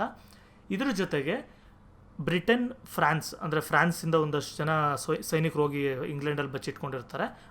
ಇವರು ಎಲ್ಲ ಸೇರಿಬಿಟ್ಟು ಅಲೈಡ್ ಫೋರ್ಸಸ್, ಅಮೆರಿಕಾದವರು, ಇವರು ಬ್ರಿಟನ್, ಫ್ರಾನ್ಸ್ ಇವರೆಲ್ಲ ಸೇರಿಬಿಟ್ಟು D-Day ಲ್ಯಾಂಡಿಂಗ್ ಅಂತ ಮಾಡ್ತಾರೆ. ಅಂದರೆ ಇವರೆಲ್ಲ ಶಿಪ್ಗಳಲ್ಲಿ ಬಂದು ಒಂದು ನಾರ್ತರ್ನ್ ಫ್ರಾನ್ಸಲ್ಲಿ ಲ್ಯಾಂಡ್ ಆಗಿ ಶಿಪ್ಗಳಲ್ಲಿಂದ ಇಳಿದು ಜರ್ಮನಿನ ಅಟ್ಯಾಕ್ ಮಾಡೋಕ್ಕೆ ಶುರು ಮಾಡ್ತಾರೆ ಈ ಸೈಡಿಂದ. ಸೊ ಇದೆಲ್ಲ ನಡೆಯುತ್ತೆ. ಈ ಸೈಡಿಂದ ರಷ್ಯಾ ಆಕ್ಯುಪೈ ಮಾಡ್ಕೊಂಡು ಬರ್ತಾ ಇರುತ್ತೆ ಸೋಲ್ಸ್ಕೊಂಡು, ಈ ಕಡೆಯಿಂದ ಅಮೆರಿಕದವ್ರು ಆಕ್ಯುಪೈ ಮಾಡ್ಕೊಂಡು ಬರ್ತಾ ಇರ್ತಾರೆ. ಜರ್ಮನಿಗೆ ತಡ್ಕೊಳಕ್ಕಾಗಲ್ಲ. ಸೊ ಇದರಿಂದ ಏನಾಯಿತು, ಜರ್ಮನಿ ಕೂಡ ಸೋತೋಗುತ್ತೆ. ಇಲ್ಲಿ ಸೋಲ್ಸಿದ್ದು ಯಾರು ಜರ್ಮನಿನ ಅಂತ ಹೇಳಿದ್ರೆ, ಕೆಲವರು ಅಮೆರಿಕ ಅಂತಾರೆ, ಕೆಲವರು ಬ್ರಿಟನ್ ಅಂತಾರೆ. ರಿಯಲ್ ಆಗಿ ಅಂತ ಹೇಳಿದ್ರೆ ಅವ್ರನ್ನ ಸೋಲ್ಸಿದ್ದು ರಷ್ಯಾದವರು. ನೆಕ್ಸ್ಟ್, ಹಿಟ್ಲರ್ ಕಮಿಟೆಡ್ ಸೂಸೈಡ್ ಇನ್ 1945. ಹಿಟ್ಲರ್ ಏನು ಮಾಡ್ತಾನೆ, ಮತ್ತು ಹಿಟ್ಲರ್ ಅಲ್ಲ, ಎಷ್ಟೊಂದು ಜನ ಹೇಳ್ತಾ ಇರ್ತಾರೆ ಹಿಟ್ಲರ್ಗೆ, ನೀವು ಸರೆಂಡರ್ ಆಗಿಬಿಡ್ರಿ, ಯುದ್ಧ ಸೋತಿದ್ದೀವಿ ಅಂತ ಒಪ್ಕೊಳ್ಳಿ ಅಂತ. ಆದರೆ ಹಿಟ್ಲರ್ ಒಪ್ಕೊಳ್ಳಲ್ಲ, ನಾನು ಏನು ಮಾಡೋದು ಸೋಲಲ್ಲ ಅಂತಾನೆ. ಲಾಸ್ಟ್ಗೆ ರೆಡ್ ಆರ್ಮಿಯವರು ಬೆರ್ಲಿನ್ ಅಂದರೆ ಜರ್ಮನಿಯ ಕ್ಯಾಪಿಟಲ್ಗಿಂತ ಒಂದು 10 ಕಿಲೋಮೀಟ್ರ್ ದೂರದಲ್ಲಿರ್ತಾರೆ. ಅಲ್ಲಿಂದ ಇವರು ಬಾಂಬ್ಗಳಾಗ್ತಾ ಇರ್ತಾರೆ, ರಾಕೆಟ್ ಲಾಂಚಿಂಗ್ ಅವೆಲ್ಲ ಮಾಡ್ತಾ ಇರ್ತಾರೆ. ಆ ಸೌಂಡ್ಗಳು ಕೂಡ ಇವ್ರ ಮನೆ ಮುಂದೆನೇ ಬೀಳ್ತಾ ಇರೋ ಥರ, ಬಂಕರ್ ಮುಂದೆನೇ ಬೀಳ್ತಾ ಇರೋ ಥರ ಇರುತ್ತೆ. ಆದರೂ ಕೂಡ ಹಿಟ್ಲರು ಸೋಲೋದಕ್ಕೆ ಒಪ್ಕೊಳ್ಳಲ್ಲ. ಲಾಸ್ಟ್ಗೆ ಹಿಟ್ಲರ್ ಏನು ಮಾಡ್ತಾರೆ, ನನ್ನ ಅರೆಸ್ಟ್ ಮಾಡಿಬಿಟ್ರೆ ರಷ್ಯಾದವರು ನನಗೆ ಟಾರ್ಚರ್ ಮಾಡ್ತಾರೆ, ನನ್ನ ಕೂಡಾಕ್ತಾರೆ, ಸೈಬೀರಿಯಾಗೆ ಬಹಿಷ್ಕಾರ ಮಾಡೋದು ಅದೆಲ್ಲ ಮಾಡ್ತಾರೆ, ನೇಣಾಕ್ತಾರೆ ಅಂತ ಹೇಳ್ಬಿಟ್ಟು ಸ್ಯೂಸೈಡ್ ಮಾಡ್ಕೊಳ್ತಾನೆ. ಯಾವಾಗ 1945 ಏಪ್ರಿಲಲ್ಲಿ. USA dropped the first atomic bomb of the world on Hiroshima and Nagasaki of Japan. ಅಮೆರಿಕದವ್ರು ಏನು ಮಾಡ್ತಾರೆ ನೋಡಿರಿ, ಇಲ್ಲಿ ಜಪಾನ್ಗೆ ಮೇಯ್ನ್ ಬಂದು, ಜಪಾನ್ ಅವರು ಫ್ರಾನ್ಸ್ ಅವರೆಲ್ಲ ಜಾಸ್ತಿ ಏನು ಕಿತ್ತಾಡಲ್ಲ. ಜಪಾನ್ ಅವರು ಮತ್ತು ಅಮೇರಿಕಾದವರು ಕಿತ್ತಾಡ್ತಾ ಇರ್ತಾರೆ ತುಂಬ ಜಾಸ್ತಿ. ಯಾಕಂದರೆ ಅವರು ವರ್ಲ್ಡ್ ಮ್ಯಾಪಲ್ಲಿ ಅವ್ರಿಗೂ ಹತ್ರ ಇರುತ್ತೆ. ನೋಡಿ ಈ ಸೈಡ್ ಜಪಾನ್ ಇರೋದು, ಇದೇ ಥರ ಸಮುದ್ರದಲ್ಲಿ ಈ ಕಡೆಗೆ ಹೋದರೆ ಇಲ್ಲಿ ಅಮೇರಿಕಾ ಬರುತ್ತೆ. ಸೊ ಜಪಾನ್ ಅವರು ಎಷ್ಟು ಶೂಟ್ ಮಾಡಿದ್ರು, ಎಷ್ಟು ಜನನ ಸಾಯಿಸಿದ್ರು, ಎಷ್ಟು ಜನ ಸೋಲ್ಜರ್ನ ಕ್ಯಾಪ್ಚರ್ ಮಾಡಿಕೊಂಡ್ರು, ಎಷ್ಟೇ ಬಾಂಬ್ ಹಾಕಿದ್ರು ಜಪಾನ್ ಅವರು ಸೋಲೋದಕ್ಕೆ ಒಪ್ಕೊಳ್ಳೋದೇ ಇಲ್ಲ, ಏನು ಮಾಡಿದ್ರು ಒಪ್ಪಲ್ಲ. ಸೊ ಇದರಿಂದ ಏನು ಮಾಡ್ತಾರೆ, ಅಮೇರಿಕಾದವರು ಬೇರೆ ದಾರಿ ಇಲ್ಲದೆ ಅಟೋಮಿಕ್ ಬಾಂಬ್ ಅಥವಾ ನ್ಯೂಕ್ಲಿಯರ್ ಬಾಂಬ್ ಅಂತ ಏನು ನಾವು ಕರಿತೀವಿ ಆ ಬಾಂಬ್ಗಳನ್ನ ಎರಡನ್ನ ಹಾಕ್ತಾರೆ. ಸೊ ಇದರಿಂದ ಜಪಾನ್ಗೆ ತುಂಬ ತೊಂದರೆ ಆಗುತ್ತೆ. ಕೇಳಿರ್ತೀರ ನೀವು ಹಿರೋಶಿಮಾ ಮತ್ತು ನಾಗಸಾಕಿ ಅದ್ರ ಬಗ್ಗೆ ಎಲ್ಲ. ಆ ಎರಡು ಸಿಟಿ ಅದು, ಹಿರೋಶಿಮಾ ಅನ್ನೋದು ಸಿಟಿ, ನಾಗಸಾಕಿ ಅನ್ನೋದು ಸಿಟಿ, ಅದ್ರ ಮೇಲೆ ಬಾಂಬ್ ಹಾಕ್ತಾರೆ. This resulted in the deaths of lakhs of Japanese people. ನೋಡಿ ಈ ಬಾಂಬ್ಗಳಿಂದ ಏನಾಯಿತು, ಲಕ್ಷಾಂತರ ಜನ ಜಾಪನೀಸ್ ಪೀಪಲ್ ಸತ್ತೋಗ್ತಾರೆ. Japan is still facing the after effects of this attack. ನೋಡಿ ಏನಿದು ಇಲ್ಲಿವರೆಗೂ ಆಫ್ಟರ್ ಎಫೆಕ್ಟ್ಸ್ ಇದೆ ಅಂತಂದರೆ, ನೋಡಿ ನ್ಯೂಕ್ಲಿಯರ್ ಬಾಂಬ್ ಅನ್ನೋದು ಸುಮ್ಮನೆ ಏನೋ ಬಂತು, ಬೆಂಕಿ ಬಿತ್ತು, ಸತ್ತೋದ್ವಿ ಆ ಥರ ಇರೋಲ್ಲ. ತುಂಬ ಒಂಥರ ರೇಡಿಯೇಷನ್ ಕ್ರಿಯೇಟ್ ಮಾಡುತ್ತೆ. ಇದರಿಂದ ಏನಾಗುತ್ತೆ, ಅವರು ಫಾರ್ ಎಕ್ಸಾಂಪಲ್ ಯಾರಾದರೂ ಬದುಕಿ ಉಳ್ಕೊಂಡಿದ್ರು ಅಂದ್ಕೊಳ್ಳಿ, ಅವ್ರಿಗೆ ರೇಡಿಯೇಷನ್ ಪಾಯ್ಸನಿಂಗ್ ಆಗಿತ್ತು ಅಂದ್ಕೊಳ್ಳಿ, ಅವ್ರಿಗೆ ಕೈ ಒಂಥರ ಆಗೋದು, ಕಾಲು ಒಂಥರ ಆಗೋದು, ಈ ಥರ ಪ್ರಾಬ್ಲಮ್ಗಳು, ಕಣ್ಣು ಕಾಣಿಸ್ದೇ ಇರೋವಂಥದ್ದು, ಈ ಥರ ಸುಮಾರು ಒಂದು ಹ್ಯಾಂಡಿಕ್ಯಾಪ್ ಥರ ಆಗ್ತಾರೆ. ಜೊತೆಗೆ ಅಷ್ಟಕ್ಕೆ ನಿಲ್ಲಲ್ಲ ಅದು, ಅವ್ರ ಮಕ್ಕಳಿರ್ಬೋದು, ಅವ್ರ ಮೊಮ್ಮಕ್ಕಳಿರ್ಬೋದು, ಎಲ್ಲರಿಗೂ ಕೂಡ ಆ ಥರ ಒಂದು ಜೆನೆಟಿಕ್ ಡಿಸಬಿಲಿಟಿಗಳೆಲ್ಲ ಕೂಡ ಅಥವಾ ಆ ಥರ ತೊಂದರೆಗಳೇನಾದರೂ ಇತ್ತು ಅಂದರೆ ಅವ್ರಿಗೂ ಕೂಡ ಟ್ರಾನ್ಸ್ಫರ್ ಆಗ್ತಾ ಹೋಗುತ್ತೆ.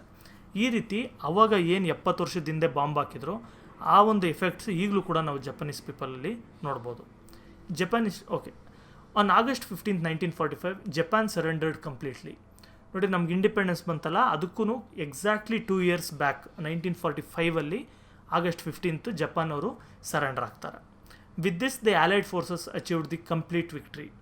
ಇದರಿಂದ ಏನಾಯಿತು, ಆಲೈಡ್ ಫೋರ್ಸಸ್ ಅಂದರೆ ಬ್ರಿಟನ್ 4 ದೇಶ ಆಲೈಡ್ ಫೋರ್ಸಸ್ ಅಂದರೆ ಮೇಯ್ನಾಗಿ ನೋಡಿ ನಾವು ಕೂಡ ಆಲೈಡ್ ಫೋರ್ಸಲ್ಲಿದ್ವಿ.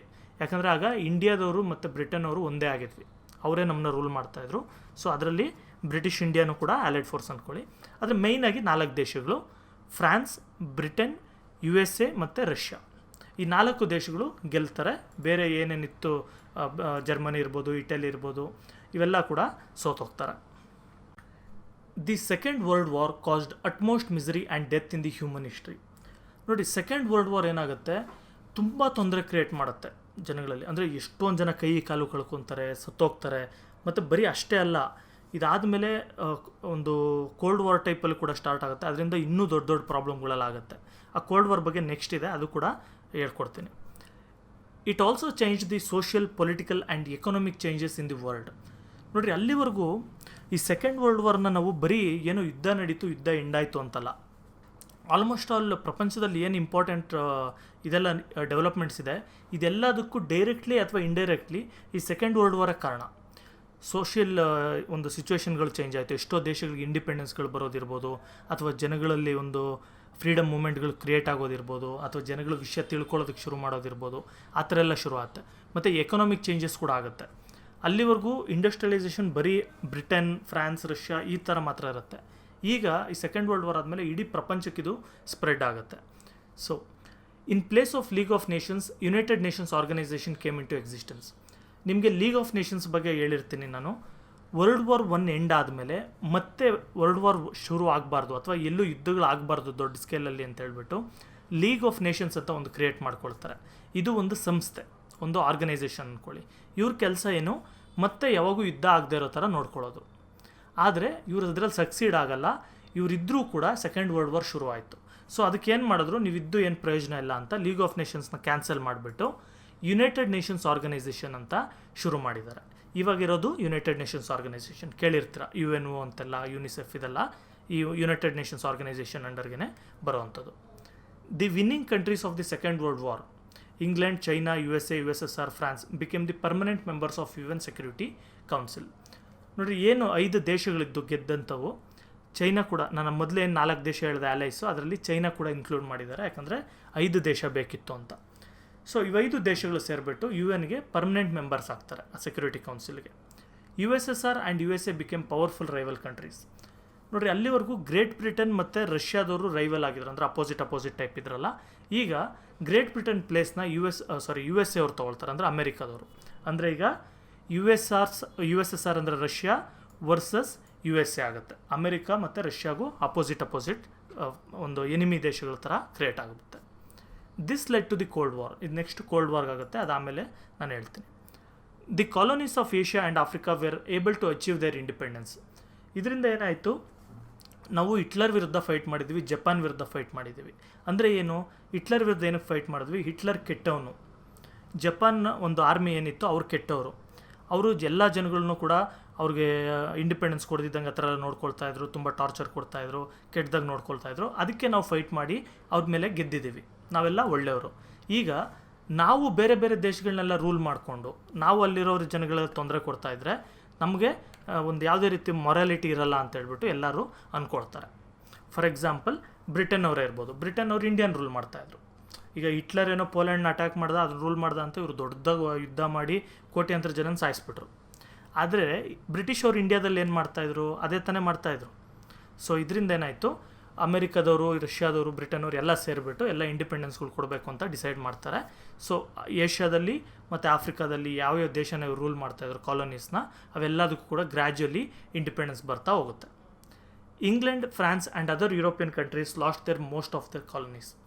ಇಂಗ್ಲೆಂಡ್, ಫ್ರಾನ್ಸ್ಗೆ ಇವ್ರು ಏನೇನು ಕಾಲೋನೀಸ್ ಇತ್ತು ಎಲ್ಲ ಕೂಡ ಹೋಗ್ಬಿಡುತ್ತೆ. The Indian independence can be understood from this angle also.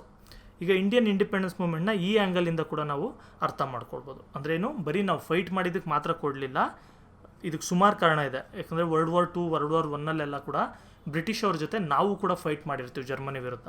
So ಅಲ್ಲಿ ಹೆಲ್ಪ್ ಮಾಡಿದರೆ ನಿಮ್ಗೆ ಇಂಡಿಪೆಂಡೆನ್ಸ್ ಕೊಡ್ತೀವಿ ಅಂತ ಕೂಡ ಕೆಲವು ಹೇಳಿರ್ತಾರೆ ಕೆಲವು ಸರಿ. ಸೊ ಅದು ಕಾರಣ ಇರುತ್ತೆ.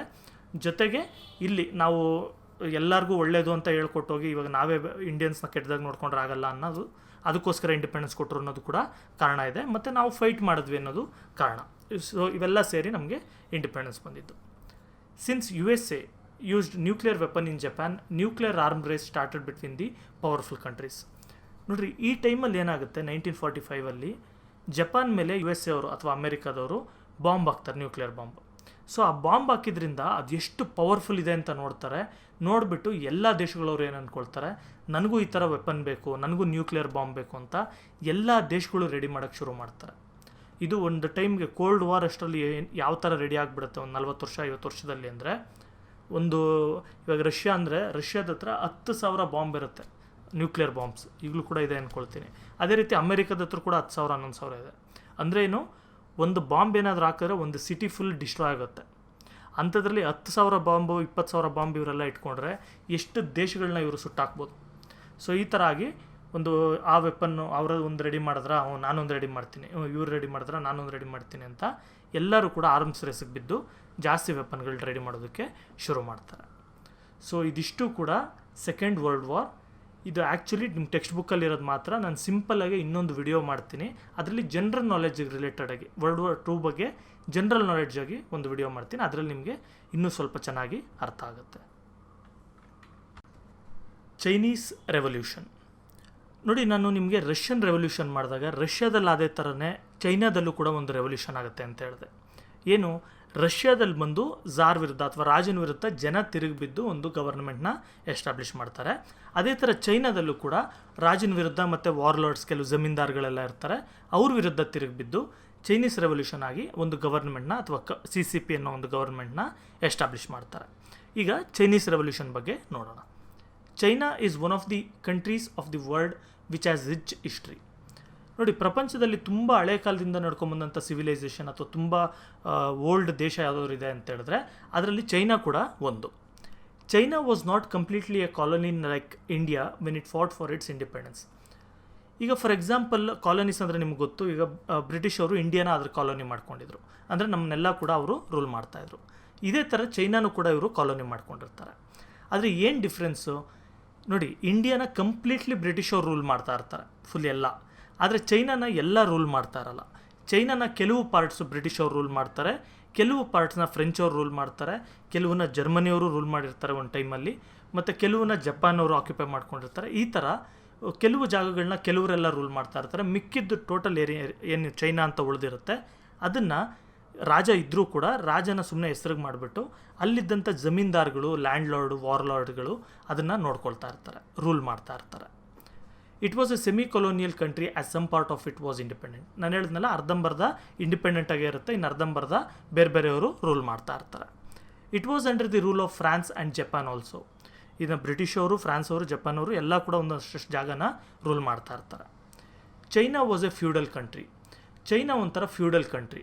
ಫ್ಯೂಡಲ್ ಅಂದರೆ ಏನು ನೋಡಿ, ಡೈರೆಕ್ಟಾಗಿ ರಾಜ ರೂಲ್ ಮಾಡೋದು ಅಥವಾ ಡೈರೆಕ್ಟಾಗಿ ಗೌರ್ಮೆಂಟ್ ಅವ್ರು ರೂಲ್ ಮಾಡೋದು ಇರಲ್ಲ. ಫ್ಯೂಡಲ್ ಸಿಸ್ಟಮಲ್ಲಿ ಏನಿರುತ್ತೆ, ರಾಜ ಇರ್ತಾನೆ, ಅವನ ಅಂಡರಲ್ಲಿ ಎಷ್ಟೊಂದು ಜನ ವಾರ್ಲಾರ್ಡ್ಸ್ ಇರ್ಬೋದು ಅಥವಾ ಸಾಮಂತ ರಾಜರು ಇರ್ತಾರೆ. ಅವರು ಅದನ್ನು ಅವ್ರವ್ರ ಪಾರ್ಟ್ಸ್ನ ಒಂದೊಂದು ಏರಿಯಾನ ಅವ್ರವರು ರೂಲ್ ಮಾಡ್ತಾರೆ. ಸೊ ಅದನ್ನು ನಾವು ಫ್ಯೂಡಲ್ ಕಂಟ್ರಿ ಅನ್ನೋದು. China was controlled by land lords and warlords. ಚೈನಾನ ಯಾರು ಕಂಟ್ರೋಲ್ ಮಾಡ್ತಾ ಇರ್ತಾರೆ? ಲ್ಯಾಂಡ್ ಲಾರ್ಡ್ಗಳು. ಲ್ಯಾಂಡ್ ಲಾರ್ಡ್ ಅಂತ ಹೇಳಿದ್ರೆ ಒಂಥರ ದೊಡ್ಡ ಜಮೀನ್ದಾರ್ಗಳು ಅಂದ್ಕೊಳ್ಳಿ ಅವರು. ಮತ್ತು ವಾರ್ಲಾರ್ಡ್ ಅಂದರೂ ಕೂಡ ಜಮೀನ್ದಾರ್ ಥರನೇ. ಇವರೆಲ್ಲ ಸ್ವಂತ ಆರ್ಮಿ ಕೂಡ ಇಟ್ಕೊಂಡಿರ್ತಾರೆ ವಾರ್ಲಾರ್ಡ್ಗಳು. ಇವರೆಲ್ಲ ರೂಲ್ ಮಾಡ್ತಾರೆ. India did not have industries like India. ನೋಡಿರಿ, ಇಂಡಿಯಾದಲ್ಲಿ ಆ ಟೈಮಲ್ಲಿ ಅಂದರೆ ನಾನು ಹೇಳ್ತಾ ಇರೋದು ಇಂಡಿಪೆಂಡೆನ್ಸ್ ಬರೋದಕ್ಕೂ ಮೊದಲು, 1947ಗೂ ಮೊದಲು, 1945, 1930, 1920 ಈ ಟೈಮಲ್ಲಿ ಚೈನಾಗೂ ಇಂಡಿಯಾಗೂ ಕಂಪೇರ್ ಮಾಡಿದ್ರೆ ಇಂಡಿಯಾದಲ್ಲಿ ಎಷ್ಟೊಂದು ಫ್ಯಾಕ್ಟ್ರಿಗಳು, ಇಂಡಸ್ಟ್ರಿಗಳೆಲ್ಲ ಇದ್ವು. ಆದರೆ ಚೈನಾದಲ್ಲಿ ಆ ಥರ ಇರಲಿಲ್ಲ. ಚೈನಾ ತುಂಬ ಹಿಂದುಳಿದಂಥ ತುಂಬ ಬಡ ದೇಶ ಆಗೋಗಿತ್ತು. ಇಂಡಿಯಾನೇ ಹೇಳಬೇಕು ಅಂದರೆ ಆ ಟೈಮಲ್ಲಿ ಸ್ವಲ್ಪ ಎಕನಾಮಿಕಲಿ ಸೂಪರ್ ಆಗಿದ್ದಿದ್ದು comparatively. In this situation the integration and unity of China became more important. ಈ ಸಿಚುವೇಷನಲ್ಲಿ ಎಲ್ಲ ಚಿದ್ರವಾಗಿ ಅವರೊಂದಷ್ಟು ಇವರೊಂದಿಷ್ಟು ರೂಲ್ ಮಾಡ್ತಾರೋ ಟೈಮಲ್ಲಿ ಎಲ್ಲ ಯೂನಿಫೈ ಆಗಬೇಕು, ಚೈನಾ ಎಲ್ಲ ಒಂದೇ ದೇಶ ಆಗಬೇಕು ಅನ್ನೋದೊಂದು ಫೀಲಿಂಗು ಜನಗಳಲ್ಲಿ ಬರುತ್ತೆ. In 1911, under the leadership of Kuomintang party's leader Sun Yat Sen, anti imperialistic democratic revolution took place. ಈ ಟೈಮಲ್ಲಿ ಏನಾಗುತ್ತೆ, ಈ ಥರ ಇರಬೇಕಾದ್ರೆ, ಈಗ ಫಾರ್ ಎಕ್ಸಾಂಪಲ್ ಇಂಡಿಯಾದಲ್ಲಿ ಇಂಡಿಪೆಂಡೆನ್ಸ್ ಮೂವ್ಮೆಂಟ್ ನಮಗೆ ಗೊತ್ತು. 1857 ಏನಾಯಿತು, 1940 ಏನಾಯಿತು, ಅದೆಲ್ಲ ನಾವು ತಿಳ್ಕೊಂಡಿದ್ದೀವಿ. ಅದೇ ರೀತಿ ಚೈನಾದಲ್ಲೂ ಕೂಡ 1911 ಅಂದರೆ ನಮ್ಗೆ ಇಂಡಿಪೆಂಡೆನ್ಸ್ ಬರೋದಕ್ಕೂ ಸುಮಾರು ವರ್ಷದಿಂದ, under the leadership of Kuomintang party's leader. Kuomintang ಅಂದರೆ ಇಲ್ಲಿ ನಾವು ಕಾಂಗ್ರೆಸ್ ಅಂತೀವಲ್ವಾ, BJP ಅಂತೀವಲ್ಲ, ಆ ಥರ ಅಲ್ಲಿ ಒಂದು ಪಾರ್ಟಿ, ನ್ಯಾಷನಲಿಸ್ಟ್ ಪಾರ್ಟಿ ಕೌಮಿಂತಾಂಗ್ ಅಂತಾರೆ. ಅದರ ಲೀಡರ್ ಹೆಸರು ಇದು ಕೌಮಿಂತಾಂಗ್ ಅನ್ನೋದು ಪಾರ್ಟಿ. ಸನ್ ಯತ್ ಸೆನ್ ಅಂತ ಹೇಳಿದ್ರೆ ಇದು ಹೆಸರು. ಇವಾಗ ನಾವು ಗಾಂಧೀಜಿ, ನೆಹರು ಅನ್ನಲ್ವಾ, ಆ ಥರ ಅವ್ರ ಲೀಡರ್. ಇವ್ರು ಏನು ಮಾಡ್ತಾರೆ, ಒಂದು ಆ್ಯಂಟಿ ಇಂಪೀರಿಯಲಿಸ್ಟಿಕ್ ರೆವಲ್ಯೂಷನ್ನ ತರ್ತಾರೆ. ಅಂದರೆ ಏನು, ಬೇರೆ ದೇಶದವರು ಏನಕ್ಕೆ ಚೈನಾನ ರೂಲ್ ಮಾಡಬೇಕು, ನಮ್ಮ ದೇಶನ ನಾವು ರೂಲ್ ಮಾಡ್ತೀವಿ, ಜೊತೆಗೆ ಡೆಮೊಕ್ರೆಟಿಕ್ಕಾಗಿ ರೂಲ್ ಮಾಡ್ತೀವಿ. ಡೆಮೊಕ್ರೆಟಿಕ್ಕಾಗಿ ಅಂದರೆ ಏನು, ರಾಜನ ಅಂಡರಲ್ಲಿ ಹೋಗಬೇಕು ಅಂತಲ್ಲ, ನಾವು ಇಂಡಿಪೆಂಡೆನ್ಸ್ ತೊಗೊಂಡು ನಾವು ಎಲೆಕ್ಷನ್ಗಳು ಮಾಡಿ ನಾವು ರೂಲ್ ಮಾಡ್ಕೊಳ್ತೀವಿ ಅಂತ ಒಂದು ಮೂಮೆಂಟ್ನ ಶುರು ಮಾಡ್ತಾರೆ. But it did not grow fully. ಆದರೆ ಇದು ಅಷ್ಟು ಪವರ್ಫುಲ್ಲಾಗಿ ಬೆಳೆಯೋಕ್ಕಾಗಲ್ಲ. The communist party started in China in the year 1925. ಇದೇ ಥರನೇ 1925 ಚೈನಾದಲ್ಲೊಂದು ಕಮ್ಯುನಿಸ್ಟ್ ಪಾರ್ಟಿ ಶುರು ಆಗುತ್ತೆ. ನೋಡಿ, ನೀವು ಅಬ್ಸರ್ವ್ ಮಾಡ್ಬೋದು, 1917 ರಷ್ಯಾದಲ್ಲಿ ಕಮ್ಯುನಿಸ್ಟ್ ರೆವಲ್ಯೂಷನ್ ಸಕ್ಸೀಡ್ ಆಗುತ್ತೆ, ರಷ್ಯನ್ ರೆವಲ್ಯೂಷನ್ ಆಗುತ್ತೆ. ಸೊ ಇದಾದಮೇಲೆ ಎಲ್ಲ ದೇಶಗಳಲ್ಲೂ, ನಾನು ಈಗ ವರ್ಲ್ಡ್ ವಾರ್ 2 ಬಗ್ಗೆ ಹೇಳ್ತಾ ಇದ್ದಾಗೂ ಹೇಳಿದೆ, ಇಟಲಿ ಇರ್ಬೋದು, ಜರ್ಮನಿ ಇರ್ಬೋದು, ಫ್ರಾನ್ಸ್ ಇರ್ಬೋದು, ಇಲ್ಲೆಲ್ಲ ಕೂಡ ಕಮ್ಯುನಿಸ್ಟ್ಗಳು ಬೆಳೀತಾ ಇರ್ತಾರೆ ಅಂತ. ಅದೇ ಥರ ಚೈನಾದಲ್ಲೂ ಕೂಡ ಕಮ್ಯುನಿಸ್ಟ್ಗಳು ಬೆಳೀತಾ ಇರ್ತಾರೆ. ಅದಕ್ಕೆ ರಿಲೇಟೆಡ್ ಆಗಿ 1925 ಕಮ್ಯುನಿಸ್ಟ್ ಪಾರ್ಟಿ ಅನ್ನೋದೊಂದು ಶುರುವಾಗುತ್ತೆ. ಈಗ ಕೂಡ ಈ ಕಮ್ಯುನಿಸ್ಟ್ ಪಾರ್ಟಿಯವರೇ ಚೈನಾದನ್ನು ರೂಲ್ ಮಾಡೋದು. ಇವಾಗ ಇಲ್ಲಿ ಕಾಂಗ್ರೆಸ್ ಇದ್ದಾಗೆ, BJP ಇದ್ದಾಗೆ ಕಮ್ಯುನಿಸ್ಟ್ ಪಾರ್ಟಿ ಅನ್ನೋದು ಒಂದು ಐಡಿಯಾಲಜಿ ಇರೋವಂಥ ಒಂದು ಪಾರ್ಟಿ. ಇದನ್ನು CCP ಅಂತ ಕೂಡ ಕರೀತಾರೆ, ಚೈನೀಸ್ ಕಮ್ಯುನಿಸ್ಟ್ ಪಾರ್ಟಿ ಅಂತ. It groomed movements in rural areas and city areas. ಇವರೇನು ಮಾಡ್ತಾರೆ, ಕಮ್ಯುನಿಸ್ಟ್ ಪಾರ್ಟಿಯವರು ಈ ಕೌಮಿಂತಾಂಗ್ ಪಾರ್ಟಿಗೆ ಅಪೋಸಿಟ್ಟಾಗಿ, ಇವರು ನ್ಯಾಷನಲಿಸ್ಟ್ಸು, ಇವರು ಕಮ್ಯುನಿಸ್ಟ್ಸು. ಸೊ ಇವ್ರಿಗೆ ಅಪೋಸಿಟ್ಟಾಗಿ ರೂರಲ್ ಏರಿಯಾ ಮತ್ತು ಸಿಟಿ ಏರಿಯಾದಲ್ಲೆಲ್ಲ ಕೂಡ ಇವರು ಜನಗಳನ್ನೆಲ್ಲ ಇವ್ರ ಪಾರ್ಟಿಗೆ ಸೇರಿಸ್ಕೊಂಡು ಬೆಳೆಯೋಕ್ಕೆ ಹೋಗ್ತಾರೆ. ಏನು ಪಾರ್ಟಿಗೆ ಸೇರಿಸ್ಕೊಳ್ಳೋದು ಅಂತ ಹೇಳಿದ್ರೆ, ನೋಡಿ ಈಗ ನೀವೇನು ನೋಡ್ತೀರಾ, ಕಾಂಗ್ರೆಸ್ BJP ಇಂಡಿಯಾದಲ್ಲೆಲ್ಲ ನೋಡ್ತಿರಲ್ಲ, ಇಲ್ಲೆಲ್ಲ ಸುಮ್ಮನೆ ಸೇರ್ಕೊಳ್ಳೋದು ಅಂದರೆ ಅವ್ರಿಗೆ ಸಪೋರ್ಟರ್ ಅಂತ ಮಾತ್ರ ಅಷ್ಟೇ, ಎಲೆಕ್ಷನ್ಗೆ ಓಡಾಡೋದು ಅದು ಇದು. ಆದರೆ ಈ ಟೈಮಲ್ಲಿ ನಾನು ಏನು ಹೇಳ್ತಾ ಇದ್ದೀನಿ, ಕೌಮಿಂತಾಂಗ್ ಪಾರ್ಟಿ, ಕಮ್ಯುನಿಸ್ಟ್ ಪಾರ್ಟಿ ಅಂತೆಲ್ಲ, ಇಲ್ಲೆಲ್ಲ ಆ ಪಾರ್ಟಿಗೆ ಸೇರೋದ್ರು ಅಂದರೆ ಅದಕ್ಕೋಸ್ಕರ ಪ್ರಾಣ ಬಿಡೋಕ್ಕೂ ರೆಡಿ ಇರಬೇಕು ಅನ್ನೋ ಥರ. ಫೈಟಿಂಗ್ ಇರುತ್ತೆ, ಸಾಯಿಸೋದಿರುತ್ತೆ, ಎಲ್ಲ ಕೂಡ ಇರುತ್ತೆ. So it supported farmers movements and workers movements. ಈ ಕಮ್ಯುನಿಸ್ಟ್ ಪಾರ್ಟಿಯವ್ರು ಏನು ಮಾಡ್ತಾರೆ, ಫಾರ್ಮರ್ಸ್ಗೂ ಫುಲ್ ಸಪೋರ್ಟಾಗಿ ನಿಂತ್ಕೊಳ್ತಾರೆ, ಮತ್ತು ವರ್ಕರ್ಸ್ ಅಂದರೆ ಕೆಲಸಗಾರರು ಯಾರ್ಯಾರು ಇರ್ತಾರೆ ಅವ್ರಿಗೆಲ್ಲ ಕೂಡ ಇವರು ಸಪೋರ್ಟಾಗಿ ನಿಂತ್ಕೊಳ್ತಾರೆ. In order to build a unified China, the communist party and Kuomintang party worked together. ನೋಡಿರಿ, ಈ ಟೈಮಲ್ಲಿ ಏನಾಗಿರುತ್ತೆ ಅಂದರೆ, ಚೈನಾ ತುಂಬ ಪೀಸ್ ಆಗಿರುತ್ತೆ ಅಂತ ನಾನು ಹೇಳಿದೆ. ಒಂದು ಮ್ಯಾಪ್ ತೋರಿಸ್ತೀನಿ, ಆಗ ಇನ್ನೂ ಕರೆಕ್ಟಾಗಿ ಅರ್ಥ ಆಗುತ್ತೆ. ನೋಡಿ, ಇದು ಪ್ರೆಸೆಂಟ್ ಡೇ ಚೈನಾ. ಓಕೆ, ಇದೇನೇನು ಒಂದು ಲೈಟ್ ಪರ್ಪಲ್ ಕಲರ್ ಇದೆ, ಲ್ಯಾವೆಂಡರ್ ಶೇಡಲ್ಲಿ ಇದು. ಆದರೆ ಈ ನಾನು ಏನು 1945ಗೂ ಮೊದಲು ಅಥವಾ 1949ಗೂ ಮೊದಲು ನಾನು ಹೇಳ್ತಾ ಇದ್ದೀನಿ, ಆ ಟೈಮಲ್ಲಿ ಇದೆಲ್ಲ ಕೂಡ ಚೈನಾ ಆಗಿರಲಿಲ್ಲ. ಇಲ್ಲಿದ್ದಂಥ ಹಾಂಗ್ಕಾಂಗ್ ಇರ್ಬೋದು, ತೈವಾನ್ ಇರ್ಬೋದು, ಅಥವಾ ಮಕಾವ್ ಅಂತ ಒಂದು ಜಾಗ ಬರುತ್ತೆ ಅದಿರ್ಬೋದು, ಮತ್ತು ಬೇರೆ ಬೇರೆ ಜಾಗಗಳು, ಮತ್ತು ಇಲ್ಲಿ ಏನಿದೆ ಮಂಚೂರಿಯಾ ಅಂತ ಈ ಒಂದು ಜಾಗ, ಈ ಜಾಗ ಇದೆಲ್ಲ ಕೂಡ ಬೇರೆ ಬೇರೆಯವರು ರೂಲ್ ಮಾಡ್ತಾ ಇರ್ತಾರೆ. ಸೊ ಇವರೆಲ್ಲರಿಂದ ಇಂಡಿಪೆಂಡೆನ್ಸ್ ತೊಗೊಳ್ಬೇಕು, ಮೇಯ್ನ್ಲಿ ಜಪಾನಿಂದ ಇಂಡಿಪೆಂಡೆನ್ಸ್ ತೊಗೊಳ್ಬೇಕು. ಯಾಕೆಂದರೆ ಜಪಾನ್ ಅವರು ಬೇರೆಯವ್ರ ಥರ ಬಂದು ಸುಮ್ಮನೆ ಒಂದು ಜಾಗ ತೊಗೊಂಡು ಬಿಸ್ನೆಸ್ ಮಾಡ್ತಾ ಇರಲ್ಲ. ಜಪಾನ್ ಅವ್ರು ಇಲ್ಲಿಗೆ ಬಂದು ಜನಗಳನ್ನೆಲ್ಲ ಸಾಯಿಸ್ತಾ ಇರ್ತಾರೆ. ಅಂದರೆ ನೀವೆಲ್ಲ ನಮಗಿಂತ ಕೀಳು ಮನುಷ್ಯರು, ನೀವು ಬದುಕಿರೋದಕ್ಕೂ ಕೂಡ ಯೋಗ್ಯರಲ್ಲ ಅಂತ ಹೇಳ್ಬಿಟ್ಟು ಜನಗಳನ್ನೆಲ್ಲ ಸಾಯಿಸ್ತಾ ಇರ್ತಾರೆ.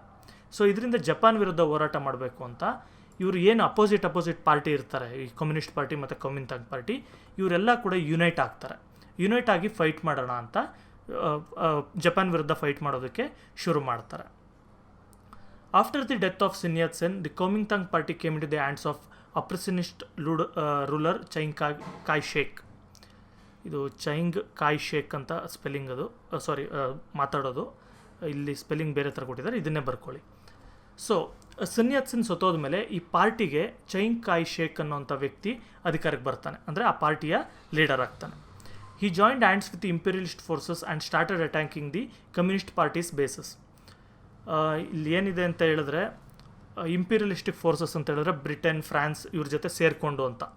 ಸೊ ಅವ್ರ ಜೊತೆ ಸೇರ್ಕೊಂಡ್ಬಿಟ್ಟು ಆ ವ್ಯಕ್ತಿ ಏನು ಮಾಡ್ತಾನೆ, ಕಮ್ಯುನಿಸ್ಟ್ ಪಾರ್ಟಿಯವ್ರ ಮೇಲೆ ಅಟ್ಯಾಕ್ ಮಾಡ್ತಾನೆ. ಅಂದರೆ ಅಲ್ಲಿವರೆಗೂ ಇವ್ರು ಏನು ಫ್ರೆಂಡ್ ಆಗಿದ್ದರು ಜಪಾನ್ನವ್ರು ನೋಡ್ಸೋಕ್ಕೆ ಅಂತ, ಅದೆಲ್ಲ ಮುಗಿಯುತ್ತೆ, ಜಪಾನ್ ಸೋಲುತ್ತೆ. ಈಗ ಇವರು ಕಮ್ಯುನಿಸ್ಟ್ನ ಅಟ್ಯಾಕ್ ಮಾಡೋದಕ್ಕೆ ಶುರು ಮಾಡ್ತಾರೆ. Around 70,000 revolutionaries were killed in these attacks. ಈ ಅಟ್ಯಾಕಲ್ಲಿ 70,000 ಜನ ಕಮ್ಯುನಿಸ್ಟ್ ಪಾರ್ಟಿಗೆ ಸೇರಿದಂಥ ವರ್ಕರ್ಸು ಸತ್ತೋಗ್ತಾರೆ. In order to protect the communist party members, Mao Zedong, ಇದು ಸಿ ಟಂಗ್ ಅಂತ ಕೂಡ ಇದೆ, ಝೆಡಾಂಗ್ ಅಂತ ಕೂಡ ಕರೀತಾರೆ, MAO ಅದು ಕರೆಕ್ಟು, MAO, ಅಳಿಸ್ಬಿಟ್ಟು ಬರೀತೀನಿ.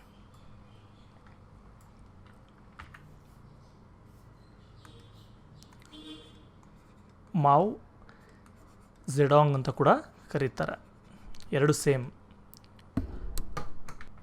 ಈ started a long march to the northern part of China. ಅಂದರೆ ಈ ಒಂದು ಏನು ಕೊಮಿಂತಾಂಗ್ ಪಾರ್ಟಿಯವರು ಅಟ್ಯಾಕ್ ಮಾಡ್ತಾ ಇರ್ತಾರೆ, ಸಾಯಿಸ್ತಾ ಇರ್ತಾರೆ, ಅವರಿಂದ ತಪ್ಪಿಸ್ಕೊಂಡು ಹೋಗಬೇಕು ಅಂತ ಅಂದ್ಬಿಟ್ಟು ಲಾಂಗ್ ಮಾರ್ಚ್ ಅನ್ನೋದನ್ನು ಮಾಡ್ತಾರೆ. ಒಂದು 10,000 ಕಿಲೋಮೀಟರ್ ಅಷ್ಟು ದೂರ ನಡ್ಕೊಂಡು ಹೋಗೋದು ಇವರು. ನೀವು ಲೆಕ್ಕ ಹಾಕ್ರಿ, ಒಂದು 10 ಕಿಲೋಮೀಟರ್ ನಡೆದ್ಬಿಟ್ರೆ ನಾವು ಸುಸ್ತಾಗಿ ಹೋಗ್ತೀವಿ. ಒಂದು ದಿನದಲ್ಲಿ ಒಬ್ಬ ಹ್ಯೂಮನ್ ಒಂದು 30 ಕಿಲೋಮೀಟರ್ಸ್ ನಡಿಬೋದು. ಆದರೆ ಟೋಟಲಾಗಿ ಇವರು 10,000 ಕಿಲೋಮೀಟರ್ ನಡ್ಕೊಂಡು ಹೋಗ್ತಾರೆ approximate. This is one of it's kind military March in human history. ಇದು ಎಲ್ಲೂ ನಡೆದಿರಲಿಲ್ಲ ಅಷ್ಟು ಹಿಸ್ಟ್ರಿ ನಾವು ಏನು ತೊಗೊಳ್ತೀವಿ ಅದ್ರಲ್ಲಿ 10,000 ಕಿಲೋಮೀಟರ್ ಯಾವ ಆರ್ಮಿ ಕೂಡ ತಪ್ಪಿಸ್ಕೊಂಡು ಹೋಗೋದಿರ್ಬೋದು, ಅಟ್ಯಾಕ್ ಮಾಡೋಕ್ಕೆ ಹೋಗೋದಿರ್ಬೋದು, ಈ ಥರ ನಡ್ಕೊಂಡು ಹೋಗಿರಲ್ಲ. This was welcomed by the rural people with enthusiasm. ಇದನ್ನು ನೋಡಿ ಇವರು ಹೋಗ್ತಾ ಇರೋದನ್ನ ನೋಡಿಬಿಟ್ಟು ಜನ ಎಲ್ಲ ಕೂಡ ಇವರಿಗೆ, ರೂರಲ್ ಪೀಪಲ್, ಹಳ್ಳಿಗಳ ಜನ ಸಪೋರ್ಟ್ ಮಾಡೋಕ್ಕೆ ಕೂಡ ಶುರು ಮಾಡ್ತಾರೆ. Long march. ಏನು ಲಾಂಗ್ ಮಾರ್ಚ್ ಅಂದರೆ, in order to escape the attack of Chiang Kai Shek on the communist forces, Mao organised this historical march. ನೋಡಿ, ಚೈಂಗ್ ಕಾಯ್ ಶೇಕ್ ಏನಿತ್ತು ಅಥವಾ ಕೊಮಿಂತಾಂಗ್ ಪಾರ್ಟಿ ಏನಿತ್ತು ಅವರಿಂದ ತಪ್ಪಿಸ್ಕೊಳ್ಳೋಕ್ಕೆ ಅಂತ ಹೇಳ್ಬಿಟ್ಟು ಮಾವೋ ಹಿಸ್ಟಾರಿಕಲ್ ಮಾರ್ಚ್ನ ಶುರು ಮಾಡ್ತಾರೆ, ಅಂದರೆ ತಪ್ಪಿಸ್ಕೊಂಡು ನಡ್ಕೊಂಡು ಹೋಗೋದು ಅಂತ. They travelled over 10,000 kilometres with 80,000 revolutionaries for about a year from the Jiangxi of south east China to Yunnan of north west China. ನೋಡಿ, ಇವರು 80,000 ಜನ ರೆವಲ್ಯೂಷನರೀಸ್ ಏನು ಮಾಡ್ತಾರೆ, 10,000 ಕಿಲೋಮೀಟರ್ ನಡ್ಕೊಂಡು ಹೋಗ್ತಾರೆ. ಇಲ್ಲಿದ್ದರೆ ಸಾಯಿಸ್ಬಿಡ್ತಾರೆ ಅಂತ ಎಸ್ಕೇಪ್ ಆಗ್ತಾರೆ. ಎಲ್ಲಿಂದ? ಜಿಯಾಂಗೀಸ್ ಅಂತ ಒಂದು ಜಾಗ ಇರುತ್ತೆ ಸೌತ್ ಈಸ್ಟ್ ಚೈನಾ, ಅದು ಸ್ಪೆಲ್ ಮಾಡೋಕ್ಕೆ ನಂಗೆ ಬರಲ್ಲ, ಸ್ಪೆಲ್ಲಿಂಗ್ ನೋಡ್ಕೊಳ್ಳಿ, ಯುನಾನ್ ಅಂತ, ಇದು ನಾರ್ತ್ ವೆಸ್ಟ್ ಚೈನಾದಲ್ಲಿರುತ್ತೆ, ಅಲ್ಲಿವರೆಗೂ ಹೋಗ್ತಾರೆ. This massive trekking which happened between October 1934 and October 1935 was finally left with 10,000 people. ನೋಡಿ, 1934 ಶುರುವಾಗಿ 1935ಗೆ ಇದು ಎಂಡ್ ಆಗುತ್ತೆ, ಅಂದರೆ ಒಂದು ವರ್ಷ ಅಪ್ರಾಕ್ಸಿಮೇಟ್ ಆಗುತ್ತೆ. ಇದರಲ್ಲಿ 80,000 ಜನದಲ್ಲಿ 70,000 ಜನ ನಡ್ಕೊಂಡು ಹೋಗೋವಾಗ ಸತ್ತೋಗ್ತಾರೆ. ಏನಕ್ಕೆ ನಡ್ಕೊಂಡು ಹೋಗೋಕೆ ಸತ್ತೋಗ್ತಾರೆ ಅಂತ ಹೇಳಿದ್ರೆ, ನೋಡಿ, ನಡ್ಕೊಂಡು ಹೋಗೋದು 10,000 ಕಿಲೋಮೀಟರ್ ಅಷ್ಟು ಈಸಿ ಅಲ್ಲ, ಅವ್ರಿಗೆಲ್ಲ ಊಟ ಬೇಕು, ಎಷ್ಟೊಂದು ಕಡೆ ಊಟ ಇಲ್ಲದೆ ಸತ್ತೋಗ್ತಾರೆ. ಮತ್ತು ಬೆಟ್ಟಗಳಲ್ಲೆಲ್ಲ ನಡ್ಕೊಂಡು ಹೋಗ್ಬೇಕು, ಅಲ್ಲಿ ಬಿದ್ದು ಸತ್ತೋಗ್ತಾರೆ, ಕಾಲಿಗೆ ಗಾಯ ಆಗಿ ಸತ್ತೋಗ್ತಾರೆ, ಅಥವಾ ಎನಿಮೀಸ್ ಅಟ್ಯಾಕ್ ಮಾಡ್ತಾರೆ ಅದರಿಂದ ಸತ್ತೋಗ್ತಾರೆ. ಈ ಥರ there is no other incident in human history wherein such a large number of people have traveled for such a long distance. ಈ ಥರ ನಡೆದಿರೋದು ಹಿಸ್ಟ್ರಿಯಲ್ಲಿ ಎಲ್ಲೂ ಇಲ್ಲ, ಅದಕ್ಕೆ ಇದನ್ನು ಲಾಂಗ್ ಮಾರ್ಚ್ ಅಂತ ಕರೀತಾರೆ. During the second world war, Japan attacked on China. ನಾನು already ಹೇಳಿದಾಗೆ ಸೆಕೆಂಡ್ ವರ್ಲ್ಡ್ ವಾರಲ್ಲಿ ಜಪಾನ್ ಅವರು ಇವ್ರನ್ನ ಅಟ್ಯಾಕ್ ಮಾಡ್ತಾರೆ, ಚೈನಾನ. The Chinese communist party fought against this and came into prominence during this invasion. ನೋಡಿ, ಆಗ ಏನಾಗುತ್ತೆ, ಚೈನೀಸ್ ಕಮ್ಯುನಿಸ್ಟ್ ಪಾರ್ಟಿಯವರು ಜಪಾನ್ ವಿರುದ್ಧ ಫೈಟ್ ಮಾಡ್ತಾರೆ. ಮಾಡಿದ್ರಿಂದ ಕಮ್ಯುನಿಸ್ಟ್ ಪಾರ್ಟಿಯವ್ರಿಗೆ ಒಂದು ಸ್ವಲ್ಪ ಜನಗಳೆಲ್ಲ ಕೂಡ ಜನಗಳಲ್ಲಿ ಸ್ಪ್ರೆಡ್ ಆಗೋಕ್ಕೆ ಶುರು ಆಗುತ್ತೆ. ಓಕೆ, ಕಮ್ಯುನಿಸ್ಟ್ ಪಾರ್ಟಿಯವರು ನಮಗೋಸ್ಕರ ಫೈಟ್ ಮಾಡ್ತಾ ಇದ್ದಾರೆ ಅಂತ. Japan accepted defeat in 1945. Japan ಅವರು 1945 ಸೋತೋಗಿದ್ದೀವಿ ಅಂತ ಒಪ್ಕೊಳ್ತಾರೆ, ಸರೆಂಡರ್ ಆಗ್ತಾರೆ. When Japan started withdrawing from regions of China, the communist party occupied those areas.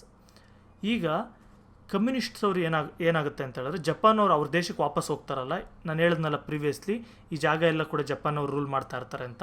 So ಇಲ್ಲಿಂದ ಇವರು ಜಪಾನ್ ಅವರು ವಾಪಸ್ ಹೋದಾಗ ಈ ಜಾಗಗಳನ್ನೆಲ್ಲ ಕೂಡ ಕಮ್ಯುನಿಸ್ಟ್ ಪಾರ್ಟಿಯವರು ರೂಲ್ ಮಾಡೋದಕ್ಕೆ ಶುರು ಮಾಡ್ತಾರೆ.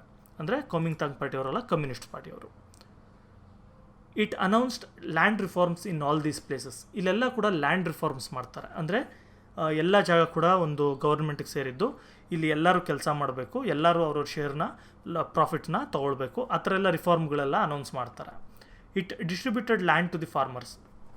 ಮತ್ತು ಯಾರ್ಯಾರಿಗೆ ಲ್ಯಾಂಡ್ ಇರಲ್ಲ ಅಂಥವ್ರಿಗೆಲ್ಲ ಕೂಡ ಲ್ಯಾಂಡ್ನ ಡಿಸ್ಟ್ರಿಬ್ಯೂಟ್ ಮಾಡ್ತಾರೆ. This garnered more popularity for the communist party. ಇದರಿಂದ ಕಮ್ಯುನಿಸ್ಟ್ ಪಾರ್ಟಿಯವ್ರಿಗೆ ತುಂಬ ಪಾಪ್ಯುಲಾರಿಟಿ ಕೂಡ ಬರುತ್ತೆ. ಯಾಕಂದರೆ ಎಲ್ಲರಿಗೂ ಕೂಡ ಇವರು ದುಡ್ಡಿರೋರ ಹತ್ರ ಜಾಗ ಕಿತ್ಕೊಂಡು ಎಲ್ಲರಿಗೂ ಹಂಚ್ತಾ ಇದ್ದಾರೆ ಅಂತ. Like this more areas came under the control of communists, even though some portions were under the control of Chiang Kai-shek. ನೋಡಿ, ಈ ರೀತಿ ಎಷ್ಟೊಂದು ಜಾಗಗಳು ಬರ್ತಾ ಬರ್ತಾ ಎಲ್ಲರೂ ಕೂಡ ಕಮ್ಯುನಿಸ್ಟ್ಗಳಿಗೆ ಸಪೋರ್ಟ್ ಮಾಡೋಕ್ಕೆ ಶುರು ಆದಮೇಲೆ ಜಾಗಗಳೆಲ್ಲ ಕೂಡ ಇವ್ರಿಗೇ ಬಂದ್ಬಿಡುತ್ತೆ. By 1949 most of the cities came under the control of communist party. ನೋಡಿ, 1949 ಆಲ್ಮೋಸ್ಟ್ ಆಲ್ ಎಲ್ಲ ಸಿಟಿಗಳು ಕೂಡ ಇವರು ಕಮ್ಯುನಿಸ್ಟ್ ಪಾರ್ಟಿಯ ಮಾವ್ ಝೆಡಾಂಗ್ ಏನಿದ್ರು ಅವ್ರ ಕಂಟ್ರೋಲ್ಗೆ ಬರೋಕ್ಕೆ ಶುರುವಾಗ್ಬಿಡುತ್ತೆ. Chiang Kai Shek had to run away to Taiwan. ನೋಡಿ, ಚಾಂಗ್ ಕೈ ಶೇಕ್ ಏನು ಮಾಡ್ತಾನೆ, ತೈವಾನ್ಗೆ ಓಡೋಗ್ತಾನೆ. ನೋಡಿ, ಇಲ್ಲಿ ಪರ್ಪಲ್ ಬಂದು ಚೈನಾ, ಈ ಒಂದು ಐಲ್ಯಾಂಡ್ ಇದೆಯಲ್ಲ ಚಿಕ್ಕದಾಗೆ, ಇದನ್ನು ತೈವಾನ್ ಅಂತಾರೆ. ಇಲ್ಲಿ ತಾಯ್ಪೆ ಅಂತ ಕೊಟ್ಟಿರೋದು ತೈವಾನ್ನ ಕ್ಯಾಪಿಟಲ್ ಸಿಟಿ. ಸೊ ಕನ್ಫ್ಯೂಸ್ ಆಗಿಬಿಡಿ. ಸೊ ಏನಾಗುತ್ತೆ, ಚಾಂಗ್ ಕೈ ಶೇಕು ಇಲ್ಲಿದ್ದರೆ ಇನ್ನು ಸಾಯಿಸ್ಬಿಡ್ತಾರೆ ಅಂದ್ಬಿಟ್ಟು ಅವನು ಒಂದಷ್ಟು ಜನ ಏನೇನು ಆಫೀಸರ್ಸ್ ಅಥವಾ ಲೀಡರ್ಸ್ ಯಾರ್ಯಾರಿದ್ರು ಅವರೆಲ್ಲ ಕೂಡ ತೈವಾನ್ಗೆ ಹೋಗ್ಬಿಟ್ಟು ಅಲ್ಲಿ ಒಂದು ಚೈನಾ ಅಂತ ಅಲ್ಲಿ ಎಸ್ಟಾಬ್ಲಿಷ್ ಮಾಡ್ತಾರೆ. ನೋಡಿರಿ, ಈಗಲೂ ಕೂಡ 2 ಚೈನಾ ಇದೆ. ಇದೊಂದು ಕಮ್ಯುನಿಸ್ಟ್ ಚೈನಾ, ಇದೊಂದು ರಿಪಬ್ಲಿಕ್ ಆಫ್ ಚೈನಾ ಅಂತ.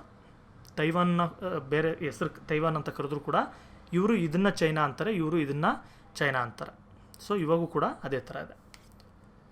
On October 1st, 1949 People's Liberation Army entered Peking ಅಥವಾ ಬೀಜಿಂಗ್, ಇವಾಗ ಅದೇ ಹೆಸರು ಚೇಂಜ್ ಮಾಡಿದ್ದಾರೆ. ನೋಡಿ, ಏನು 1949 October 1st ಇವರು ಬೀಜಿಂಗಿಗೆ ಬರ್ತಾರೆ, ಅದು capital city. Like this people's republic was established in China. ಈ ಥರ ಒಂದು ಪೀಪಲ್ಸ್ ರಿಪಬ್ಲಿಕ್ ಆಫ್ ಚೈನಾ ಅಂತ ಎಸ್ಟಾಬ್ಲಿಷ್ ಮಾಡ್ತಾರೆ. ನೋಡಿ, ಈ ದೇಶದ ಹೆಸರು PRC ಅಂತ, ಅಂದರೆ people's republic of China.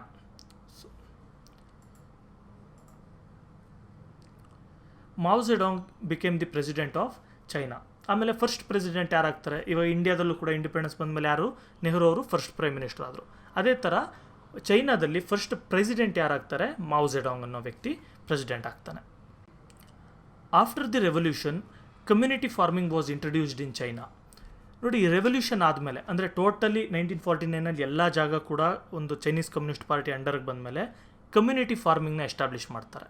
Community farming ಅಂತ ಹೇಳಿದ್ರೆ ಏನು ನೋಡಿ, ಎಲ್ಲ ಜಾಗನೂ ಕೂಡ ಗವರ್ಮೆಂಟ್ಗೆ ಸೇರಿದ್ದು. ಇಲ್ಲಿ ಯಾರ್ದು ಸ್ವಂತ, ಯಾರ್ದು ಆ ಥರ ಏನಿಲ್ಲ, ರೆಂಟು ಆ ಥರ ಏನು, ಎಲ್ಲರೂ ಬೆಳೆ ಬೆಳೀತಾರೆ. ಬೆಳೆದಿದ್ರಲ್ಲಿ ಅವರಲ್ಲಿ ಏನಿರ್ತಾರೆ ಅವರೆಲ್ಲ ಕೂಡ ಹಂಚ್ಕೊಳ್ತಾರೆ. ಈಗ ಒಂದು ಊರಲ್ಲಿ 100 ಜನ ಇದ್ದರು ಅಂದ್ಕೊಳ್ಳಿ, 100 ಜನ ಅಂದರೆ 1000 kg ಬೆಳೆದ್ರು ಅಂದ್ಕೊಳ್ಳಿ, ಎಲ್ಲ ಕೂಡ 10 kg ಹಂಚ್ಕೊಳ್ತಾರೆ. ಇದನ್ನು ಕಮ್ಯುನಿಟಿ ಫಾರ್ಮಿಂಗ್, ಇದನ್ನು ಇಂಟ್ರೊಡ್ಯೂಸ್ ಮಾಡ್ತಾರೆ. All were provided with free health, education and other facilities. ನೋಡಿ, ಎಲ್ಲರಿಗೂ ಕೂಡ ಫ್ರೀ ಹೆಲ್ತ್ ಸಿಗುತ್ತೆ, ಎಜುಕೇಷನ್ ಸಿಗುತ್ತೆ, ಮತ್ತು ಎಲ್ಲ ಫೆಸಿಲಿಟಿಗಳು ಕೂಡ ಫ್ರೀಯಾಗಿ ಸಿಗುತ್ತೆ. ಕೆಲಸ ಮಾಡಬೇಕು, ಅದಕ್ಕೆ ಏನೇನು ಬೇಕೋ ಎಲ್ಲ ಫೆಸಿಲಿಟಿ ಗೌರ್ಮೆಂಟ್ ಅವರೇ ಕೊಡ್ತಾರೆ. Importance was given to science and technology in order to achieve growth in industrialisation. ನೋಡಿ, ಇಂಡಸ್ಟ್ರಿಯಲೈಸೇಷನಲ್ಲಿ ಬೆಳಿಬೇಕು ಅಂತೇಳ್ಬಿಟ್ಟು ಎಷ್ಟೊಂದು ಸೈನ್ಸ್ ಮತ್ತು ಟೆಕ್ನಾಲಜಿ ಕೂಡ ಇಂಪಾರ್ಟೆನ್ಸ್ ಕೊಡ್ತಾರೆ, ಅಂದರೆ ರಿಸರ್ಚ್ಗಳು ಮಾಡೋದಕ್ಕಿರ್ಬೋದು, ಅದಕ್ಕೆಲ್ಲ. ನೋಡಿ, ಟೆಕ್ಸ್ಟ್ ಬುಕ್ಕಲ್ಲಿ ನೀವು ಏನೇನು ನೋಡ್ತಾ ಇದ್ದೀರಾ, ರಷ್ಯನ್ ರೆವಲ್ಯೂಷನ್ ಇರ್ಬೋದು, World War II ಇರ್ಬೋದು, World War I ಇರ್ಬೋದು, ಇದೆಲ್ಲ ಕೂಡ ಒನ್ ಸೈಡೆಡ್ ಸ್ಟೋರಿ, ಒಬ್ಬರ ಪ್ರಕಾರ ಹೇಳಿರೋದು. ಈಗ ಫಾರ್ ಎಕ್ಸಾಂಪಲ್ ಚೈನೀಸ್ ರೆವಲ್ಯೂಷನ್ ಏನು ನೋಡಿದ್ವಿ, ಇಲ್ಲಿ ಹೇಳಿರೋದು ಒನ್ ಸೈಡೆಡ್ ಸ್ಟೋರಿ, ಪಾಸಿಟಿವ್ ಮಾತ್ರ ಹೇಳಿದ್ದಾರೆ. ಆದರೆ ಇಲ್ಲಿ ತುಂಬ ಕೆಟ್ಟದ್ದು ಕೂಡ ಆಗಿರುತ್ತೆ. ಅದೆಲ್ಲ ನಾನು ಬೇಕಾದ್ರೆ ಚೈನೀಸ್ ರೆವಲ್ಯೂಷನ್ ಬಗ್ಗೆ ಕೂಡ ಇನ್ನೊಂದು ವಿಡಿಯೋ ಮಾಡ್ತೀನಿ, ಅದರಲ್ಲಿ ನಾನು ಹೇಳ್ತೀನಿ. ಈಗ ಸೈನ್ಸ್ ಆ್ಯಂಡ್ ಟೆಕ್ನಾಲಜಿ, ಇಂಡಸ್ಟ್ರಿಯಲೈಸೇಷನ್ ಏನು ಹೇಳ್ತಾ ಇದ್ದಾರೆ, ಇದೆಲ್ಲ ಕೂಡ ಜನಗಳ ಪ್ರಾಣ ತೊಗೊಂಡಿರುತ್ತೆ. Next, leap forward program was planned and implemented. Leap forward ಅಂತ ಒಂದು ಪ್ರೋಗ್ರಾಮ್ ಮಾಡ್ತಾರೆ, ಅಂದರೆ ತುಂಬ ಬೇಗ ಡೆವಲಪ್ ಆಗ್ತೀವಿ ಅಂತ ಒಂದು ಪ್ರೋಗ್ರಾಮ್ ಮಾಡ್ತಾರೆ, ಅದನ್ನು ಇಂಪ್ಲಿಮೆಂಟ್ ಕೂಡ ಮಾಡ್ತಾರೆ. The private property was converted into public property. ಅಲ್ಲಿವರೆಗೂ ಪ್ರೈವೇಟ್ ಪ್ರಾಪರ್ಟಿ ಅಂತ ಏನಿರುತ್ತೆ, ಅಂದರೆ ಪ್ರೈವೇಟ್ ಪ್ರಾಪರ್ಟಿ ಅಂದರೆ ಫಾರ್ ಎಕ್ಸಾಂಪಲ್ ನನಗೊಂದು ಮನೆ ಇದೆ, ನನಗೊಂದು ಹೊಲ ಇದೆ, ನನಗೊಂದು ಜಾಗ ಇದೆ, ಈ ಥರ. ಸೊ ಈ ಒಂದು ರೆವಲ್ಯೂಷನ್ ಆದಮೇಲೆ ಏನಾಯಿತು, ಎಲ್ಲ ಪ್ರೈವೇಟ್ ಪ್ರಾಪರ್ಟಿ ಯಾವುದೂ ಇರಲ್ಲ, ಎಲ್ಲ ಕೂಡ ಪಬ್ಲಿಕ್ ಪ್ರಾಪರ್ಟಿ. ಅಂದರೆ ಎಲ್ಲ ಕೂಡ ಗವರ್ನಮೆಂಟಿಗೆ ಸೇರಿದ್ದು, ಎಲ್ಲ ಕೂಡ ಎಲ್ಲರಿಗೂ ಸೇರಿದ್ದು, ಎಲ್ಲರೂ ಸೇರಿ ಕೆಲಸ ಮಾಡಬೇಕು, ಬಂದಿದ್ರಲ್ಲೆಲ್ಲ ಡಿವೈಡ್ ಮಾಡ್ಕೊಳ್ಬೇಕು ಅಂತ. While implementing these policies through this cultural revolution many mistakes were committed. ನೋಡಿ ಇದು ಕೊಟ್ಟಿದ್ದಾರೆ. ನೋಡಿ ಈ ಥರ ಪಾಲಿಸೀಸ್ನ ಇಂಪ್ಲಿಮೆಂಟ್ ಮಾಡಬೇಕು ಅಂದಾಗ ನೋಡಿ, ಫಾರ್ ಎಕ್ಸಾಂಪಲ್ ಎಲ್ಲರಿಗೂ ಊಟ ಕೊಡಬೇಕು ಅಂತಿರ್ಬೋದು, ಅಥವಾ ಎಲ್ಲ ಒಂದು ಇಂಡಸ್ಟ್ರಿಯಲೈಸೇಷನ್ ಬೆಳಿಬೇಕು ಅಂತ ಇರಬೇಕು. ಈ ಥರ ಮಾಡಿದಾಗ ಏನಾಯಿತು, ಎಷ್ಟೊಂದು ಮಿಸ್ಟೇಕ್ಗಳು ಕೂಡ ಕಮಿಟ್ ಆಯಿತು. ಅಂದರೆ ಎಷ್ಟೊಂದು ಮಿಸ್ಟೇಕ್ಸ್ ಆಗುತ್ತೆ. ಫಾರ್ ಎಕ್ಸಾಂಪಲ್ ಈಗ ಎಲ್ಲರಿಗೂ ಊಟ ಕೊಡಬೇಕು ಅಂತ ಏನು ಮಾಡ್ತಾರೆ, ಕಾಂಪಿಟೇಷನ್ ಇಡ್ತಾರೆ. ಅಂದರೆ ಏನು, ಯಾವ ಒಂದು ಡಿಸ್ಟ್ರಿಕ್ಟಲ್ಲಿ ಜಾಸ್ತಿ ಬೆಳೀತೀರಾ ಅಂತ. ಆಗ ಏನು ಮಾಡ್ತಾರೆ, ಅಲ್ಲಿರೋ ಅಧಿಕಾರಿಗಳೆಲ್ಲ ಬಂದು ಜನಗಳ ಹತ್ರ ಅವ್ರ ಮನೇಲಿ ಊಟಕ್ಕೆ ಅಂತ ಇಟ್ಟಿರೋದನ್ನೆಲ್ಲ ತೊಗೊಂಡು ಬಂದುಬಿಟ್ಟು ಡಿಸ್ಪ್ಲೇಗೆ ಇಡ್ತಾರೆ. ಅಂದರೆ ಜನಗಳಿಗೆ ಊಟ ಇರಲ್ಲ, ಸುಮ್ಮನೆ ಅಲ್ಲಿ ಗೋಡೌನಲ್ಲಿ ಅಲ್ಲಿ ಇಲ್ಲಿ ಶೋಗಳಲ್ಲಿ ಇರುತ್ತಷ್ಟೆ. ಈ ಥರ ಆಗಿ ಎಷ್ಟೊಂದು ಜನ ಸಾಯ್ತಾರೆ. ಮತ್ತು ಇಂಡಸ್ಟ್ರಿಯಲೈಸೇಷನ್ ಮಾಡಿದಾಗ ಅಂದರೆ ಐರನ್ನ ಇಷ್ಟು ಪ್ರೊಡ್ಯೂಸ್ ಮಾಡಬೇಕು ಅಂತ ಇವರು ಒಂದು ಟಾರ್ಗೆಟ್ ಕೊಡ್ತಾರೆ ಗೌರ್ಮೆಂಟ್ ಅವರು. ಸೊ ಅದನ್ನು ಮೀಟ್ ಮಾಡೋಕ್ಕೆ ಅಂತ ಏನು ಮಾಡ್ತಾರೆ, ಹೊಲದಲ್ಲಿ ಕೆಲಸ ಮಾಡೋಕ್ಕೆ ಅಂತ ಏನು ಕುಡುಗೋಲುಗಳು ಮಚ್ಚುಗಳು ಇಟ್ಕೊಂಡಿರ್ತಾರೆ, ಏನು ಟಿಲ್ಲರ್ಗಳು ಇಟ್ಕೊಂಡಿರ್ತಾರೆ, ಇದನ್ನೆಲ್ಲ ತೊಗೊಂಡೋಗಿ ಕರಗಿಸ್ಬಿಟ್ಟು ನಾನು ಒಂದು ಸ್ಟೀಲ್ ಇಷ್ಟು ಪ್ರೊಡ್ಯೂಸ್ ಮಾಡಿದ್ದೀನಿ ಅಂತ ಸುಳ್ಳು ಹೇಳ್ತಾರೆ. ಸೊ ಈ ಥರ ಎಲ್ಲ ಆಗುತ್ತೆ. ಅದೇ ಥರ ಕಲ್ಚರಲ್ ರೆವಲ್ಯೂಷನ್ ಅಂತ ಒಂದಾಗುತ್ತೆ. ಏನು ಕಲ್ಚರಲ್ ರೆವಲ್ಯೂಷನ್ ಅಂದರೆ, ಅಲ್ಲಿವರೆಗೂ ಚೈನೀಸ್ ಹಿಸ್ಟ್ರಿ ಬಗ್ಗೆ, ಚೈನೀಸ್ ಟ್ರೆಡಿಷನ್ ಬಗ್ಗೆ, ದೇವಸ್ಥಾನಗಳಿರ್ಬೋದು, ಏನೇ ಇರಲಿ ಅವ್ರ ಕಲ್ಚರ್ ರಿಲೇಟೆಡ್ ಅದನ್ನೆಲ್ಲ ಕೂಡ ಡಿಸ್ಟ್ರಾಯ್ ಮಾಡ್ತಾರೆ ಕಮ್ಯುನಿಸ್ಟ್ ಪಾರ್ಟಿಯವರು. ಅಂದರೆ ದೇವಸ್ಥಾನಗಳಿಗೆ ಬೆಂಕಿಗಳು ಹಚ್ಚೋದಿರ್ಬೋದು, ಚೈನೀಸ್ ದೇವಸ್ಥಾನಗಳು, ಬುಕ್ಸ್ನೆಲ್ಲ ಸುಟ್ಟಾಕೋದಿರ್ಬೋದು, ಯಾರು ಏನು ಬರೀದೇ ಇರೋಗೆ ಹಳೆ ಹಿಸ್ಟ್ರಿ ಬಗ್ಗೆ ನೋಡ್ಕೊಳ್ಳೋದಿರ್ಬೋದು, ಈ ಥರ ಎಲ್ಲ ಕೂಡ ಮಾಡ್ತಾರೆ. In order to rectify these mistakes, Deng Xiaoping brought in many reforms in 1979. ನೋಡಿ ಇದೆಲ್ಲ ಕೂಡ ಈ ಕಲ್ಚರಲ್ ರೆವಲ್ಯೂಷನ್ ಅಂತ ಆಗಿರೋ ತೊಂದರೆ, ಇದೆಲ್ಲ ಕೂಡ ಇಮ್ಮಿಡಿಯೇಟಾಗಿ ಅವ್ರಿಗೆ ಗೊತ್ತಾಗಿಲ್ಲ ಚೈನೀಸ್ ಅವ್ರಿಗೆ. ಇಂಡಿಯಾದಲ್ಲೂ ಕೂಡ ಅಷ್ಟೇ, ಯಾವುದೇ ಒಂದು ಪಾಲಿಸಿ ಸಕ್ಸೀಡ್ ಆಗಿದೆಯಾ ಇಲ್ಲೋ ಅಂತ ಇಮ್ಮಿಡಿಯೇಟಾಗಿ ಗೊತ್ತಾಗಲ್ಲ. 10 ವರ್ಷ 20 ವರ್ಷ ಟೈಮ್ ತೊಗೊಳುತ್ತೆ. ಸೊ ಅದೇ ಥರ ಇಲ್ಲೂ ಕೂಡ ಆಗುತ್ತೆ. ಸುಮಾರು ವರ್ಷ ಆದಮೇಲೆ, ಹತ್ತತ್ರ ಒಂದು 20-30 ವರ್ಷ ಆದಮೇಲೆ ಗೊತ್ತಾಗುತ್ತೆ ಏನು ಕಲ್ಚರಲ್ ರೆವಲ್ಯೂಷನಿಂದ ಅಥವಾ ಈ ಒಂದು ಲೀಪ್ ಫಾರ್ವರ್ಡಿಂದ ಏನೇನು ಪ್ರಾಬ್ಲಮ್ ಆಯಿತು ಅಂತ ಗೊತ್ತಾಯಿತು. ಸೊ ಆಗ ಡೆಂಗ್ ಜಿಯಾಪಿಂಗ್ ಅಂತ ಹೇಳ್ಬಿಟ್ಟು ಒಬ್ಬ ವ್ಯಕ್ತಿ ಇರ್ತಾನೆ, ಪ್ರೆಸಿಡೆಂಟ್. ಈ ವ್ಯಕ್ತಿ ಅಧಿಕಾರಕ್ಕೆ ಬಂದಮೇಲೆ ರಿಫಾರ್ಮ್ಗಳನ್ನ ಶುರು ಮಾಡ್ತಾನೆ. ಅಂದರೆ ಚೈನಾನ ಚೇಂಜ್ ಮಾಡೋಕ್ಕೆ ಶುರು ಮಾಡ್ತಾನೆ. China has adopted capitalist principles within the framework of communism and moving ahead as the major economical force with the Communist Party leadership. ಆಗ ಡೆಂಗ್ ಜಿಯಾಪಿಂಗ್ಗೆ ಏನು ಅನಿಸುತ್ತೆ, ಓಕೆ ನಾವು ಈ ಥರ ಎಲ್ಲ ಮಾಡ್ತಾಯಿದ್ದೀವಲ್ಲ, ಕಲ್ಚರಲ್ ರೆವಲ್ಯೂಷನ್ ಅದು ಇದು ಮಾಡ್ತಾಯಿದ್ವಲ್ಲ, ಇದರಿಂದ ದೇಶ ಎಲ್ಲೂ ಹೋಗ್ತಾ ಇಲ್ಲ, ದೇಶ ಇನ್ನೂ ಹಾಳಾಗ್ತಾ ಇದೆ ಅಂತ ಅರ್ಥ ಆಗುತ್ತೆ. ಸೊ ಆ ವ್ಯಕ್ತಿ ಏನು ಮಾಡ್ತಾನೆ, ಒಂದು ಪೊಲಿಟಿಕಲ್ ಸಿಸ್ಟಮ್ ಮಾತ್ರ ಕಮ್ಯುನಿಸ್ಟ್ ಇಟ್ಕೊಳ್ತಾನೆ, ಮಿಕ್ಕಿದ್ದೆಲ್ಲ ಕೂಡ ಕ್ಯಾಪಿಟಲಿಸ್ಟಿಕ್ ಸಿಸ್ಟಮ್ ತರ್ತಾನೆ. ಅಂದರೆ ಪ್ರೈವೇಟ್ ಪ್ರಾಪರ್ಟಿಗಳು, ಅಂದರೆ ನೀನೇನು ದುಡಿತೀಯೋ ನಿನಗೆ ಸೇರಿದ್ದು, ಟ್ಯಾಕ್ಸ್ ಕಟ್ಟು, ನೀನು ದುಡ್ದಿದ್ದನ್ನು ನೀನು ಇಟ್ಕೊ ಅಂತ ಈ ಥರ ಹೇಳೋದು. ಫ್ಯಾಕ್ಟ್ರಿಗಳಿಗೆಲ್ಲ ಇನ್ಸೆಂಟಿವ್ಗಳು ಕೊಡೋದು, ಹೊಸ ಹೊಸ ಫ್ಯಾಕ್ಟ್ರಿಗಳು ಶುರು ಮಾಡೋದಕ್ಕೆ, ಎಲ್ಲ ಥರ ಕ್ಯಾಪಿಟಲಿಸ್ಟಿಕ್ ಪ್ರಿನ್ಸಿಪಲ್ಸ್ನ ತಂದಮೇಲೆ ಈಗ ಚೈನಾ ಆಲ್ಮೋಸ್ಟ್ ಆಲ್ ಪ್ರಪಂಚದಲ್ಲಿ 2nd ಪೊಸಿಷನಲ್ಲಿದೆ. ಇನ್ನೊಂದು 10 ವರ್ಷ ಆಯಿತು ಅಂದರೆ ಚೈನಾ ನಂಬರ್ 1 ಪೊಸಿಷನ್ ಕೂಡ ಹೋಗುತ್ತೆ. ಅದಕ್ಕೆಲ್ಲ ಕಾರಣ ಕಮ್ಯುನಿಸಮ್ ಅಲ್ಲ, ಕ್ಯಾಪಿಟಲಿಸಮ್. ಸೊ ಕ್ಯಾಪಿಟಲಿಸಮ್ನ ಫಾಲೋ ಮಾಡಿದ್ದಕ್ಕೆ ಚೈನಾ ಈ ಥರ ಬೆಳೀತಾ ಇರೋದು. Cold war. ಏನು ಕೋಲ್ಡ್ ವಾರ್ ಅಂದರೆ, ನೋಡಿ ನಾನು ನಿಮಗೆ ಒಂದು ಹೇಳಿದ್ದೆ, 1945 2nd ವರ್ಲ್ಡ್ ವಾರ್ ಎಂಡ್ ಆಗುತ್ತೆ. ಎಂಡ್ ಆದಮೇಲೆ ಗೆದ್ದಂಥ ದೇಶಗಳೇನಿದೆ, ಫ್ರಾನ್ಸ್, ಬ್ರಿಟನ್, ಅಮೆರಿಕ ಮತ್ತು ರಷ್ಯಾ, ಇವರುಗಳಲ್ಲಿ ಒಂದೊಂದು ಐಡಿಯಾಲಜಿಕಲ್ ಡಿಫ್ರೆನ್ಸಸ್ಗಳು ಬರುತ್ತೆ. ಏನು ಐಡಿಯಾಲಜಿಕಲ್ ಡಿಫ್ರೆನ್ಸಸ್ ಅಂತ ಹೇಳಿದ್ರೆ, ನೋಡಿ ಅಮೆರಿಕದವರು, ಬ್ರಿಟನ್, ಫ್ರಾನ್ಸ್, ಇವ್ರು 3 ಜನ ಬಂದು ಒಂಥರ ಕ್ಯಾಪಿಟಲಿಸ್ಟಿಕ್ ಒಂದು ಟೈಪ್ ಆಫ್ ಗವರ್ಮೆಂಟ್ ಆ ಥರ ಇರುತ್ತೆ ಇವ್ರದ್ದು. ಅಂದರೆ ಬಿಸ್ನೆಸ್ ಮಾಡಬೇಕು, ಎಲ್ಲರದು ಪ್ರೈವೇಟ್ ಪ್ರಾಪರ್ಟಿ ಇರಬೇಕು, ಆ ರೀತಿ. ಅದಕ್ಕೆ ಅಪೋಸಿಟಾಗಿ ರಷ್ಯಾದಲ್ಲಿ ಏನಿರುತ್ತೆ, ಕಮ್ಯುನಿಸ್ಟ್ ಟೈಪ್ ಆಫ್ ಗೌರ್ಮೆಂಟ್ ಇರುತ್ತೆ. ಅಂದರೆ ಎಲ್ಲ ಜಾಗ ಕೂಡ ಗೌರ್ಮೆಂಟಿಗೆ ಸೇರಿದ್ದು, ಯಾರಿಗೂ ಪ್ರೈವೇಟ್ ಪ್ರಾಪರ್ಟಿ ಇರಬಾರ್ದು, ಪ್ರೈವೇಟ್ ಕಾರ್ ಇರಬಾರ್ದು, ಈ ಥರ ಎಲ್ಲ ಕೂಡ ರಷ್ಯಾದವರು ಫಾಲೋ ಮಾಡ್ತಾ ಇರ್ತಾರೆ. ಸೊ ಇದರಿಂದ ಏನಾಯಿತು, ಈ ಗೆದ್ದಂಥ ದೇಶಗಳಲ್ಲಿ 2 ಗ್ರೂಪ್ ಆಗಿ ಡಿವೈಡ್ ಆಗಿಬಿಡುತ್ತೆ.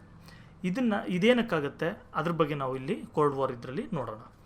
The mistrust, competition and fear that emerged between the 2 blocks of the world after the end of 2nd World War is called as the Cold War. ನಾನು ಹೇಳ್ದಂಗೆ 2 ಬ್ಲಾಕ್ಸ್ ಕ್ರಿಯೇಟ್ ಆಗುತ್ತೆ. 2 blocks ಮಧ್ಯದಲ್ಲಿ ಅಂದರೆ ಏನು, ಒಂದು Russia ಕಡೆ ಒಂದು ಗ್ರೂಪು ಮತ್ತು ಅಮೆರಿಕ ಕಡೆ ಒಂದು ಗ್ರೂಪ್, 2 ಗ್ರೂಪ್ ಕ್ರಿಯೇಟ್ ಆಗುತ್ತೆ. ಮತ್ತು ಇವರಿಬ್ಬರ ಮಧ್ಯದಲ್ಲಿ ಕಾಂಪಿಟೇಷನ್ ಕ್ರಿಯೇಟ್ ಆಗುತ್ತೆ. ಅಂದರೆ ಅವರು ನಮ್ಮನ್ನ ಏನಾದರೂ ಮಾಡ್ತಾರೆ ಅಂತ ಹೇಳ್ಬಿಟ್ಟು ಇವ್ರು ವೆಪನ್ಸ್ ಜಾಸ್ತಿ ರೆಡಿ ಮಾಡ್ಕೊಳ್ಳೋದು, ಇವ್ರು ನಮ್ಮನ್ನೇನಾದರೂ ಅಟ್ಯಾಕ್ ಮಾಡ್ತಾರೆ ಅಂತ ಇವ್ರು ವೆಪನ್ಸ್ ಜಾಸ್ತಿ ಮಾಡ್ಕೊಳ್ಳೋದು, ಈ ಥರ ಎಲ್ಲ ಶುರುವಾಗುತ್ತೆ. ಮತ್ತು ಭಯ ಕೂಡ ಆಗುತ್ತೆ, ಇವರೇನಾದರೂ ನಮ್ಗೆ ನ್ಯೂಕ್ಲಿಯರ್ ಬಾಂಬ್ ಹಾಕ್ಬಿಟ್ರೆ ಏನು, ಅಥವಾ ನಮ್ಮನ್ನ ಏನಾದರೂ ಹಾಳು ಮಾಡಬೇಕು ಅಂತ ಟ್ರೈ ಮಾಡಿದ್ರೆ ಏನು, ಈ ಥರ ಎಲ್ಲ ಕೂಡ ಎಷ್ಟೊಂದು ಭಯಗಳು ಬಂದ್ಬಿಡುತ್ತೆ. ಅದನ್ನೇ ನಾವು ಕೋಲ್ಡ್ ವಾರ್ ಅಂತ ಕರೆಯೋದು. ಅಂದರೆ ಡೈರೆಕ್ಟಾಗಿ ಯುದ್ಧ ನಡೆಯಲ್ಲ, ಇಂಡೈರೆಕ್ಟಾಗಿ ಯುದ್ಧ ನಡೆಯುತ್ತೆ ಅಂತ. The cold war is the war between the capitalistic bloc led by USA and the communist bloc led by USSR.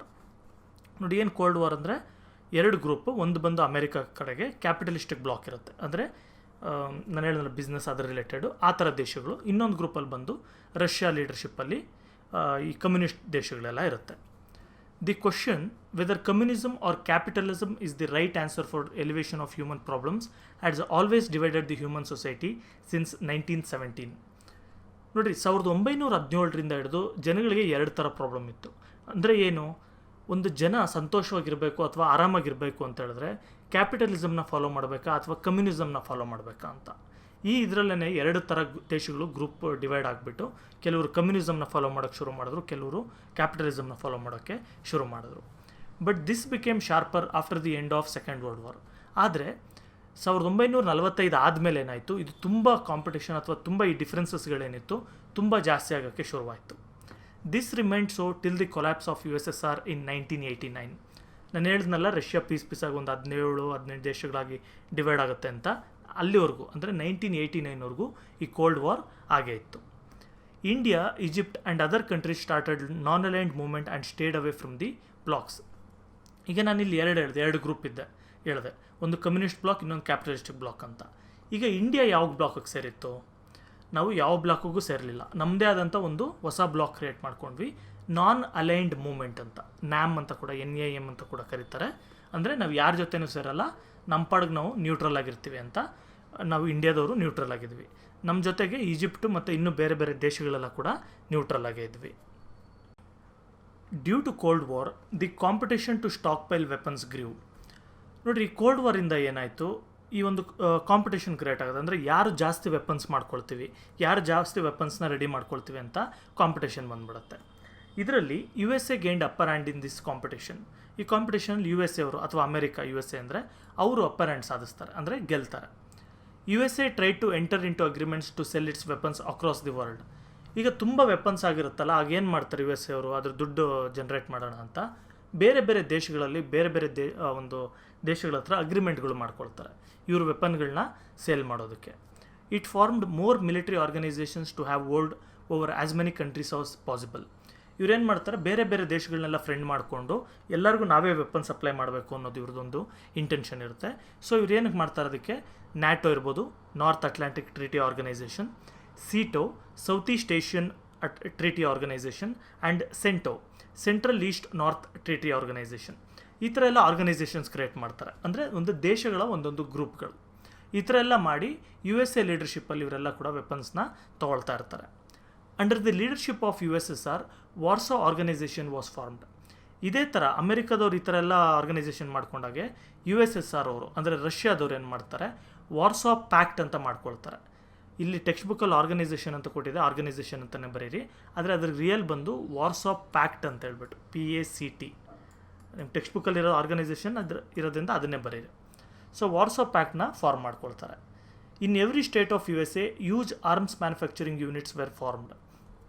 ನೋಡಿ, USA ಕೂಡ ಅವ್ರದ್ದು ಬೇರೆ ಬೇರೆ ಸ್ಟೇಟ್ಸ್ ಇರುತ್ತಲ್ಲ ಇಂಡಿಯಾದಲ್ಲಿದ್ದಾಗೆ, ಅಲ್ಲೆಲ್ಲ ಕೂಡ ಇವರು ಎಷ್ಟೊಂದು ಫ್ಯಾಕ್ಟ್ರಿಗಳನ್ನೆಲ್ಲ ಶುರು ಮಾಡ್ತಾರೆ ವೆಪನ್ಸ್ ಮ್ಯಾನುಫ್ಯಾಕ್ಚರ್ ಮಾಡೋದಕ್ಕೆ.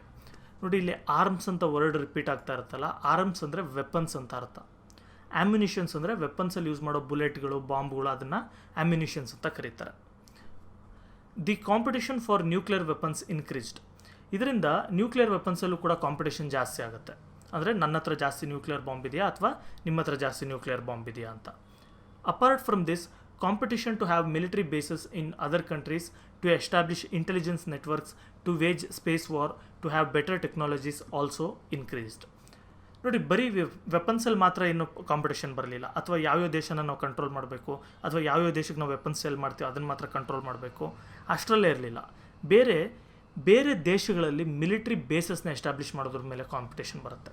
ಫಾರ್ ಎಕ್ಸಾಂಪಲ್ ನೋಡಿ, ರಷ್ಯಾದವ್ರು ಇಲ್ಲಿದ್ದಾರೆ, ಅಮೆರಿಕಾದವ್ರು ಇಲ್ಲಿದ್ದಾರೆ. ಈಗ ರಷ್ಯಾದವ್ರು ಏನು ಮಾಡಿದ್ರು, ಅಮೆರಿಕಾಗೆ ಏನಾದರೂ ಒಂದು ನಾವು ಗ್ರಿಪ್ಪಲ್ಲಿ ಇಟ್ಕೊಳ್ಬೇಕು ಅಂತ ಇಲ್ಲಿ ಕ್ಯೂಬಾ ಅಂತ ಒಂದು ದೇಶ ಇರುತ್ತೆ, ಆ ದೇಶದ ಜೊತೆ ಒಪ್ಪಂದ ಮಾಡಿಕೊಂಡು ರಷ್ಯಾದವರು ಇವ್ರ ವೆಪನ್ಸ್ ಎಲ್ಲ ತಂದು ಕ್ಯೂಬಾದಲ್ಲಿ ಸ್ಟೋರ್ ಮಾಡಿ ಇಟ್ಕೊಳ್ತಾರೆ.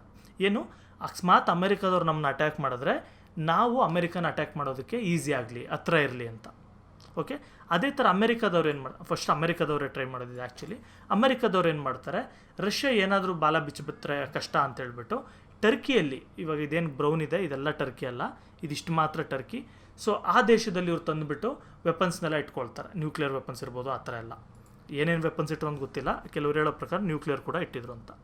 ಸೊ ಈ ಥರ ತಂದಿಟ್ಟು ರಷ್ಯಾಗೆ ಭಯ ಬೀಳಿಸೋಕ್ಕೆ ಶುರು ಮಾಡ್ತಾರೆ, ಈ ಥರ ಮಿಲಿಟ್ರಿ ಬೇಸಸ್ನ ಎಸ್ಟಾಬ್ಲಿಷ್ ಮಾಡೋದಕ್ಕೆ. ಆಮೇಲೆ ಇಂಟೆಲಿಜೆನ್ಸ್ ನೆಟ್ವರ್ಕ್ನ ಎಸ್ಟಾಬ್ಲಿಷ್ ಮಾಡೋದು ಅಂದರೆ ಏನು, ಈಗ ನೀವು ಜೇಮ್ಸ್ ಬಾಂಡ್ ಎಲ್ಲ ನೋಡ್ತಿರಲ್ಲ, ಸೀಕ್ರೆಟ್ ಸ್ಪೈಯಿಂಗ್ ಏಜೆನ್ಸಿ ಅಂತ, ಆ ಥರ. ಅಂದರೆ ಈಗ ಇಂಡಿಯಾದಲ್ಲಿ ಏನು ನಡೀತಾ ಇದೆ ಅಂತ ಅಮೆರಿಕದವರು CIA ಬಿಡ್ತಾರೆ, ಅದೇ ಥರ ರಷ್ಯಾದವರು ಅವರ ಒಂದು ಏಜೆನ್ಸಿನ ಇಲ್ಲಿ ಬಿಡ್ತಾರೆ, KGB ಅಂತ ಕರಿತಾ ಇದ್ರಾಗ, ಇವಾಗ ಏನು ಕರೀತಾರೆ ಗೊತ್ತಿಲ್ಲ ನನಗೆ. ಸೊ ಈ ಥರದನ್ನು ಅವ್ರು ಬಿಟ್ಟು ಇಂಡಿಯಾದಲ್ಲಿ ಏನು ನಡೀತಾ ಇದೆ ಅಂತ ತಿಳ್ಕೊಳ್ಳೋದು. ಅದೇ ಥರ ರಷ್ಯಾದವ್ರು ಅಮೆರಿಕಾದಲ್ಲಿ ಒಂದಷ್ಟು ಜನ ಬಿಟ್ಟು ಅಲ್ಲೇನು ನಡೀತಾ ಇದೆ ತಿಳ್ಕೊಳ್ತಾರೆ, ಜರ್ಮನಿಯಲ್ಲಿ ಏನು ನಡೀತಾ ಇದೆ ತಿಳ್ಕೊಳ್ತಾರೆ, ಅದೇ ಥರ ಎಲ್ಲ ದೇಶದಲ್ಲೂ ತಿಳ್ಕೊಳ್ತಾರೆ. ಅಂದರೆ ಇವ್ರೇನಾದರೂ ಇವ್ರ ಜೊತೆ ಫ್ರೆಂಡ್ಶಿಪ್ ಆಗ್ತಾ ಇದೆಯಾ, ಇವ್ರ ಜೊತೆ ಫ್ರೆಂಡ್ಶಿಪ್ ಆಗ್ತಾ ಇದೆಯಾ ನೋಡ್ಕೊಳ್ಳೋಕ್ಕೆ. ಅದೇ ಥರ ಅಮೆರಿಕಾದವರು ಕೂಡ ಮಾಡ್ತಾ ಇರ್ತಾರೆ. ಜೊತೆಗೆ ಟು ವೇಜ್ ಸ್ಪೇಸ್ ವಾರ್, ಅಂದರೆ ಸ್ಪೇಸಲ್ಲಿ ನಾವೇ ಜಾಸ್ತಿ ಸ್ಯಾಟಲೈಟ್ಗಳು ಬಿಡ್ತೀವ, ನಾವು ತುಂಬ ಅಡ್ವಾನ್ಸ್ ಆಗ್ತೀವ ಟೆಕ್ನಾಲಜಿಯಲ್ಲಿ, ಅದರಲ್ಲೂ ಕೂಡ ತುಂಬ ಕಾಂಪಿಟೇಷನ್ ಇರುತ್ತೆ. The entire world entered into a invisible war increasing tensions. ಇಡೀ ಪ್ರಪಂಚನೇ ಕೂಡ ಒಂದು ಇನ್ವಿಸಿಬಲ್ ವಾರಲ್ಲಿ ಇವರು ಇನ್ವಾಲ್ವ್ ಆಗಿದ್ವಿ. ಅಂದರೆ ನೋಡಿ, ಇದರಲ್ಲಿ ಏನು ಯುದ್ಧ ಡೈರೆಕ್ಟಾಗಿ ನಡೆದಿಲ್ವಾ ಅಂದರೆ ಇಲ್ಲ, ಡೈರೆಕ್ಟಾಗಿ ನಡೆದಿಲ್ಲ, ಇಂಡೈರೆಕ್ಟಾಗಿ ಎಷ್ಟೊಂದು ನಡೆದಿದೆ. ಫಾರ್ ಎಕ್ಸಾಂಪಲ್ ಇಲ್ಲಿ ಕೆಳಗಡೆ ಇದೆ ನೋಡಿ, ಕೊರಿಯನ್ ವಾರ್ ಅಂತ, ಅಂದರೆ north Korea south Korea war ಒಂದು ನಡೆಯುತ್ತೆ, ಮ್ಯಾಪಲ್ಲಿ ತೋರಿಸ್ತೀನಿ, ಇಲ್ಲಿ ಬರುತ್ತೆ, ಇಲ್ಲೇನು ಫುಲ್ಲು ವೈಟ್ ನೋಡ್ತಾ ಇದ್ದೀರಾ ನೀವು, ಇದು ನಾರ್ತ್ ಕೊರಿಯಾ, ಇಲ್ಲಿಂದ ಇಲ್ಲಿಗೆ ಸೌತ್ ಕೊರಿಯಾ ಅಂತ. ಸೊ 2 ದೇಶ ಆಗಿ ಇವಾಗ ಡಿವೈಡ್ ಆಗಿದೆ. ಸೊ ಅಲ್ಲೂ ಒಂದು ಯುದ್ಧ ನಡೆಯುತ್ತೆ, ಅದರಲ್ಲೂ ಕೂಡ 2 ದೇಶಗಳು ಇಂಡೈರೆಕ್ಟಾಗಿ ಇನ್ವಾಲ್ವ್ ಆಗ್ತಾರೆ. ನೆಕ್ಸ್ಟು ವಿಯೆಟ್ನಾಮಲ್ಲಿ ಒಂದು ಯುದ್ಧ ನಡೆಯುತ್ತೆ, ವಿಯೆಟ್ನಾಮ್ ಕೂಡ ಇಲ್ಲಿ ಬರುತ್ತೆ, ಈ ಜಾಗ ಏನಿದೆ ಇದು ವಿಯೆಟ್ನಾಮ್. ಸೊ ನೆಕ್ಸ್ಟ್ ಬಂದು ಸ್ಯೂಯೆಸ್ ಕೆನಾಲಲ್ಲಿ, ಅಂದರೆ ಈಜಿಪ್ಟಲ್ಲಿ ನಾನು ಹೇಳಿದ್ನಲ್ಲ ಒಂದು ಜಾಗ ಇದೆ ಅಂತ, ಇಲ್ಲಿ ಈಜಿಪ್ಟ್ಗೂ ಮತ್ತು ಇಸ್ರೇಲ್ಗೂ ಗಲಾಟೆ, ಈಜಿಪ್ಟ್ಗೂ ಇಸ್ರೇಲ್ಗೂ ಆಗೋದಕ್ಕೂ ಮೊದಲು ಈಜಿಪ್ಟು ಮತ್ತು ಬ್ರಿಟನ್ ಫ್ರಾನ್ಸ್ಗೂ ಒಂದು ಸರಿ ಗಲಾಟೆ ಆಗಿರುತ್ತೆ. ಸೊ ಅದರಲ್ಲೂ ಕೂಡ ಇವರು ಇನ್ವಾಲ್ವ್ ಆಗ್ತಾರೆ. ಅಂದರೆ ಆಲ್ಮೋಸ್ಟ್ ಆಲ್ ಪ್ರಪಂಚದಲ್ಲಿ ಎಲ್ಲಿ ಏನೇ ಯುದ್ಧ ನಡೀಲಿ ಅಥವಾ ಎಲ್ಲಿ ಏನೇ ಗಲಾಟೆ ನಡೀಲಿ, ಅಮೆರಿಕನೂ ಅಲ್ಲಿ ಹೋಗಿರುತ್ತೆ, ರಷ್ಯಾನೂ ಅಲ್ಲಿ ಹೋಗಿರುತ್ತೆ. ಒಬ್ಬರಿಗೆ ಅಮೆರಿಕ ಸಪೋರ್ಟ್ ಮಾಡುತ್ತೆ, ಒಬ್ರಿಗೆ ರಷ್ಯಾ ಸಪೋರ್ಟ್ ಮಾಡುತ್ತೆ, ಅವರಿಬ್ಬರು ಕಿತ್ತಾಡಿಕೊಂಡು ಸಾಯ್ತಾ ಇರ್ತಾರೆ. ಈ ಥರ ಆಗೋಗಿರುತ್ತೆ. ಇದ್ರ ಜೊತೆಗೆ ಫಾರ್ ಎಕ್ಸಾಂಪಲ್ ಇನ್ನೂ ಇದೆ, ಬೆರ್ಲಿನ್ ಕ್ರೈಸಿಸ್ ಅಂತ ಹೇಳ್ತಾರೆ, ಒಂದು ಗೋಡೆನೇ ಕಟ್ಬಿಟ್ಟಿರ್ತಾರೆ ರಷ್ಯಾದವರು ದೊಡ್ಡದಾಗೆ, ಒಂದೇ ದೇಶದ ಒಂದು ಸಿಟಿನೇ 2 ಭಾಗ ಮಾಡಿಬಿಟ್ಟು ಗೋಡೆ ಕಟ್ಬಿಟ್ಟಿರ್ತಾರೆ, ಆ ಥರದ್ದು. ಅಥವಾ ಕ್ಯೂಬನ್ ಮಿಸೈಲ್ ಕ್ರೈಸಿಸ್ ಅಂತ, ಈಗ ನಾನೊಂದು ದೇಶ ಹೇಳಿದ್ನಲ್ಲ ಕ್ಯೂಬಾ ಅಂತ ಇರುತ್ತೆ ಇಲ್ಲಿ, ಆ ಥರ ಅಂತ, ಅಲ್ಲೂ ಕೂಡ ಇವ್ರು ಹೋಗಿ ಮಿಸೈಲ್ಸ್ ಇಟ್ಬಿಟ್ಟು ಅದೊಂದು ಕ್ರೈಸಿಸ್ ನಡೆಯುತ್ತೆ. ಈ ಥರ ಸುಮಾರು ನಡೆದಿರುತ್ತೆ. The cold war which continued on equal basis started leaning in favour of USA after 1985. ನೋಡಿರಿ, 1985ರವರೆಗೂ ಈ ಕೋಲ್ಡ್ ವಾರ್ ಏನು ನಡೀತಾ ಇತ್ತು, ಅಂದರೆ ಇಂಡೈರೆಕ್ಟಾಗಿ ಏನು ಫೈಟ್ ಮಾಡ್ತಾಯಿದ್ರು, ಇದು ಆಲ್ಮೋಸ್ಟ್ ಅಲ್ಲಿ 2 ದೇಶಗಳು ಈಕ್ವಲ್ ಆಗೇ ಇದ್ದರು. ಅಂದರೆ ಯಾರೂ ಹೈಟ್ಗೆ ಹೋಗ್ತಾ ಇರಲ್ಲ, ಯಾರೂ ಕಮ್ಮಿ ಆಗ್ತಾ ಇರಲ್ಲ. But USA was successful in gaining the control over the resources of the world. ಆದರೆ 1985 ಆದಮೇಲೆ USA ಸಕ್ಸಸ್ ಆಗ್ತಾರೆ.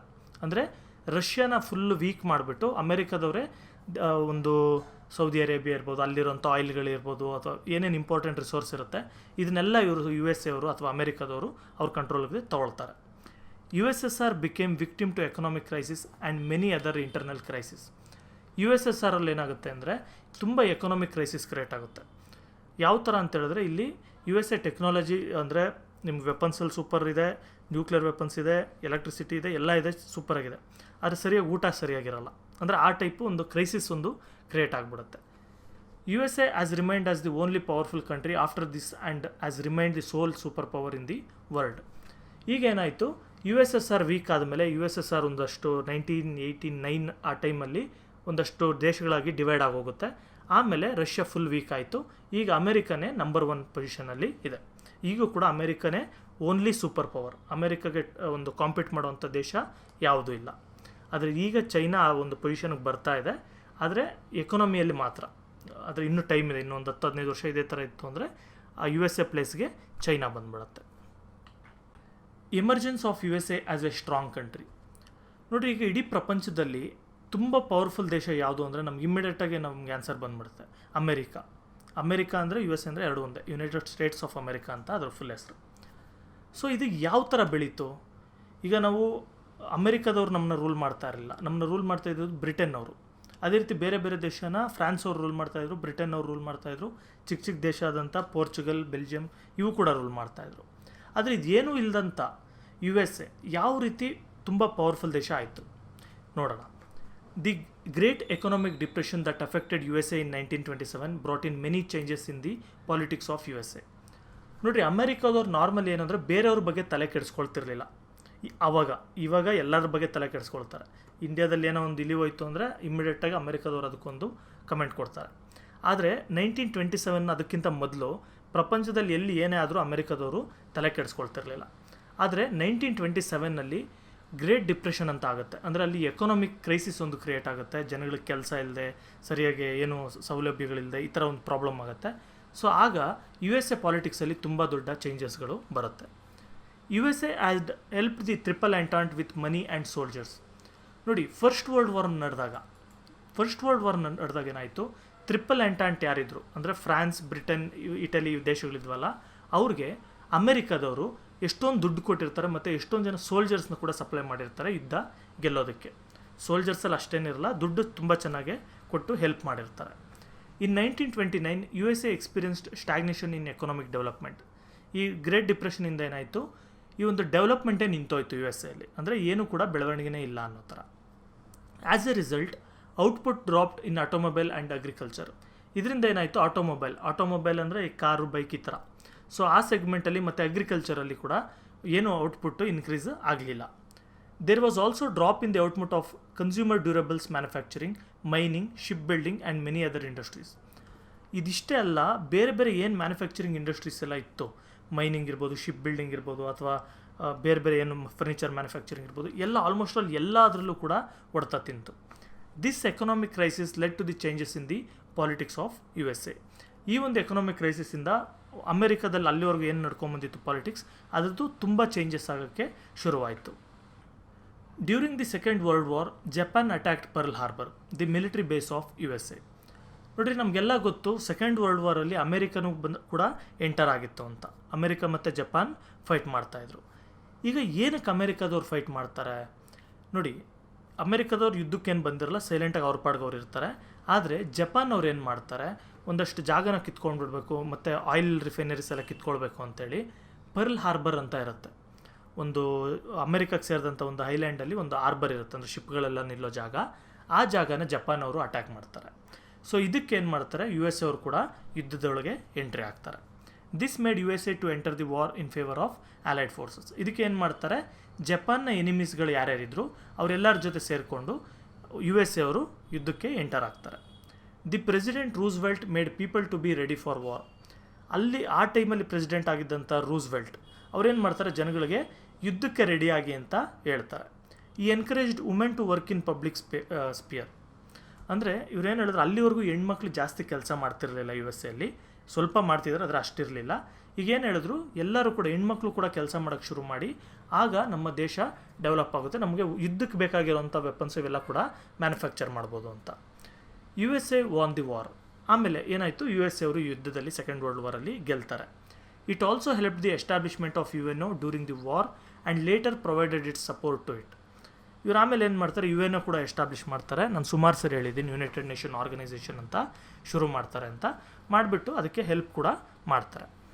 ದಸ್ USA has emerged as powerful country after 1945. ಇದರಿಂದ ಏನಾಯಿತು, 1945 ಆದಮೇಲೆ USA ತುಂಬ ಪವರ್ಫುಲ್ ದೇಶ ಆಯಿತು. With the end of cold war USA has become the only super power of the world. ಈಗ ಕೋಲ್ಡ್ ವಾರ್ ಎಂಡ್ ಆದಮೇಲೆ ಏನಾಯಿತು, ರಷ್ಯಾ ಇವ್ರಿಗೇನು ಕಾಂಪಿಟೇಟರ್ ಇತ್ತು ಅವರು ಕೂಡ ತಣ್ಣಗಾದರು. ಈಗ USA ಕಾಂಪೀಟ್ ಮಾಡೋವಂಥವ್ರು ಯಾರೂ ಇಲ್ಲ, ಆ ರೀತಿ ಬೆಳ್ಕೊಂಡಿದೆ. ನೋಡಿ, ಈ ಪ್ಯಾರದು ಬಂದು ನಾನು ಸಿಂಪಲಾಗಿ ಹೇಳ್ತೀನಿ ಯಾವ ರೀತಿ ಅಮೆರಿಕ ಬೆಳೀತು ಅಂತ.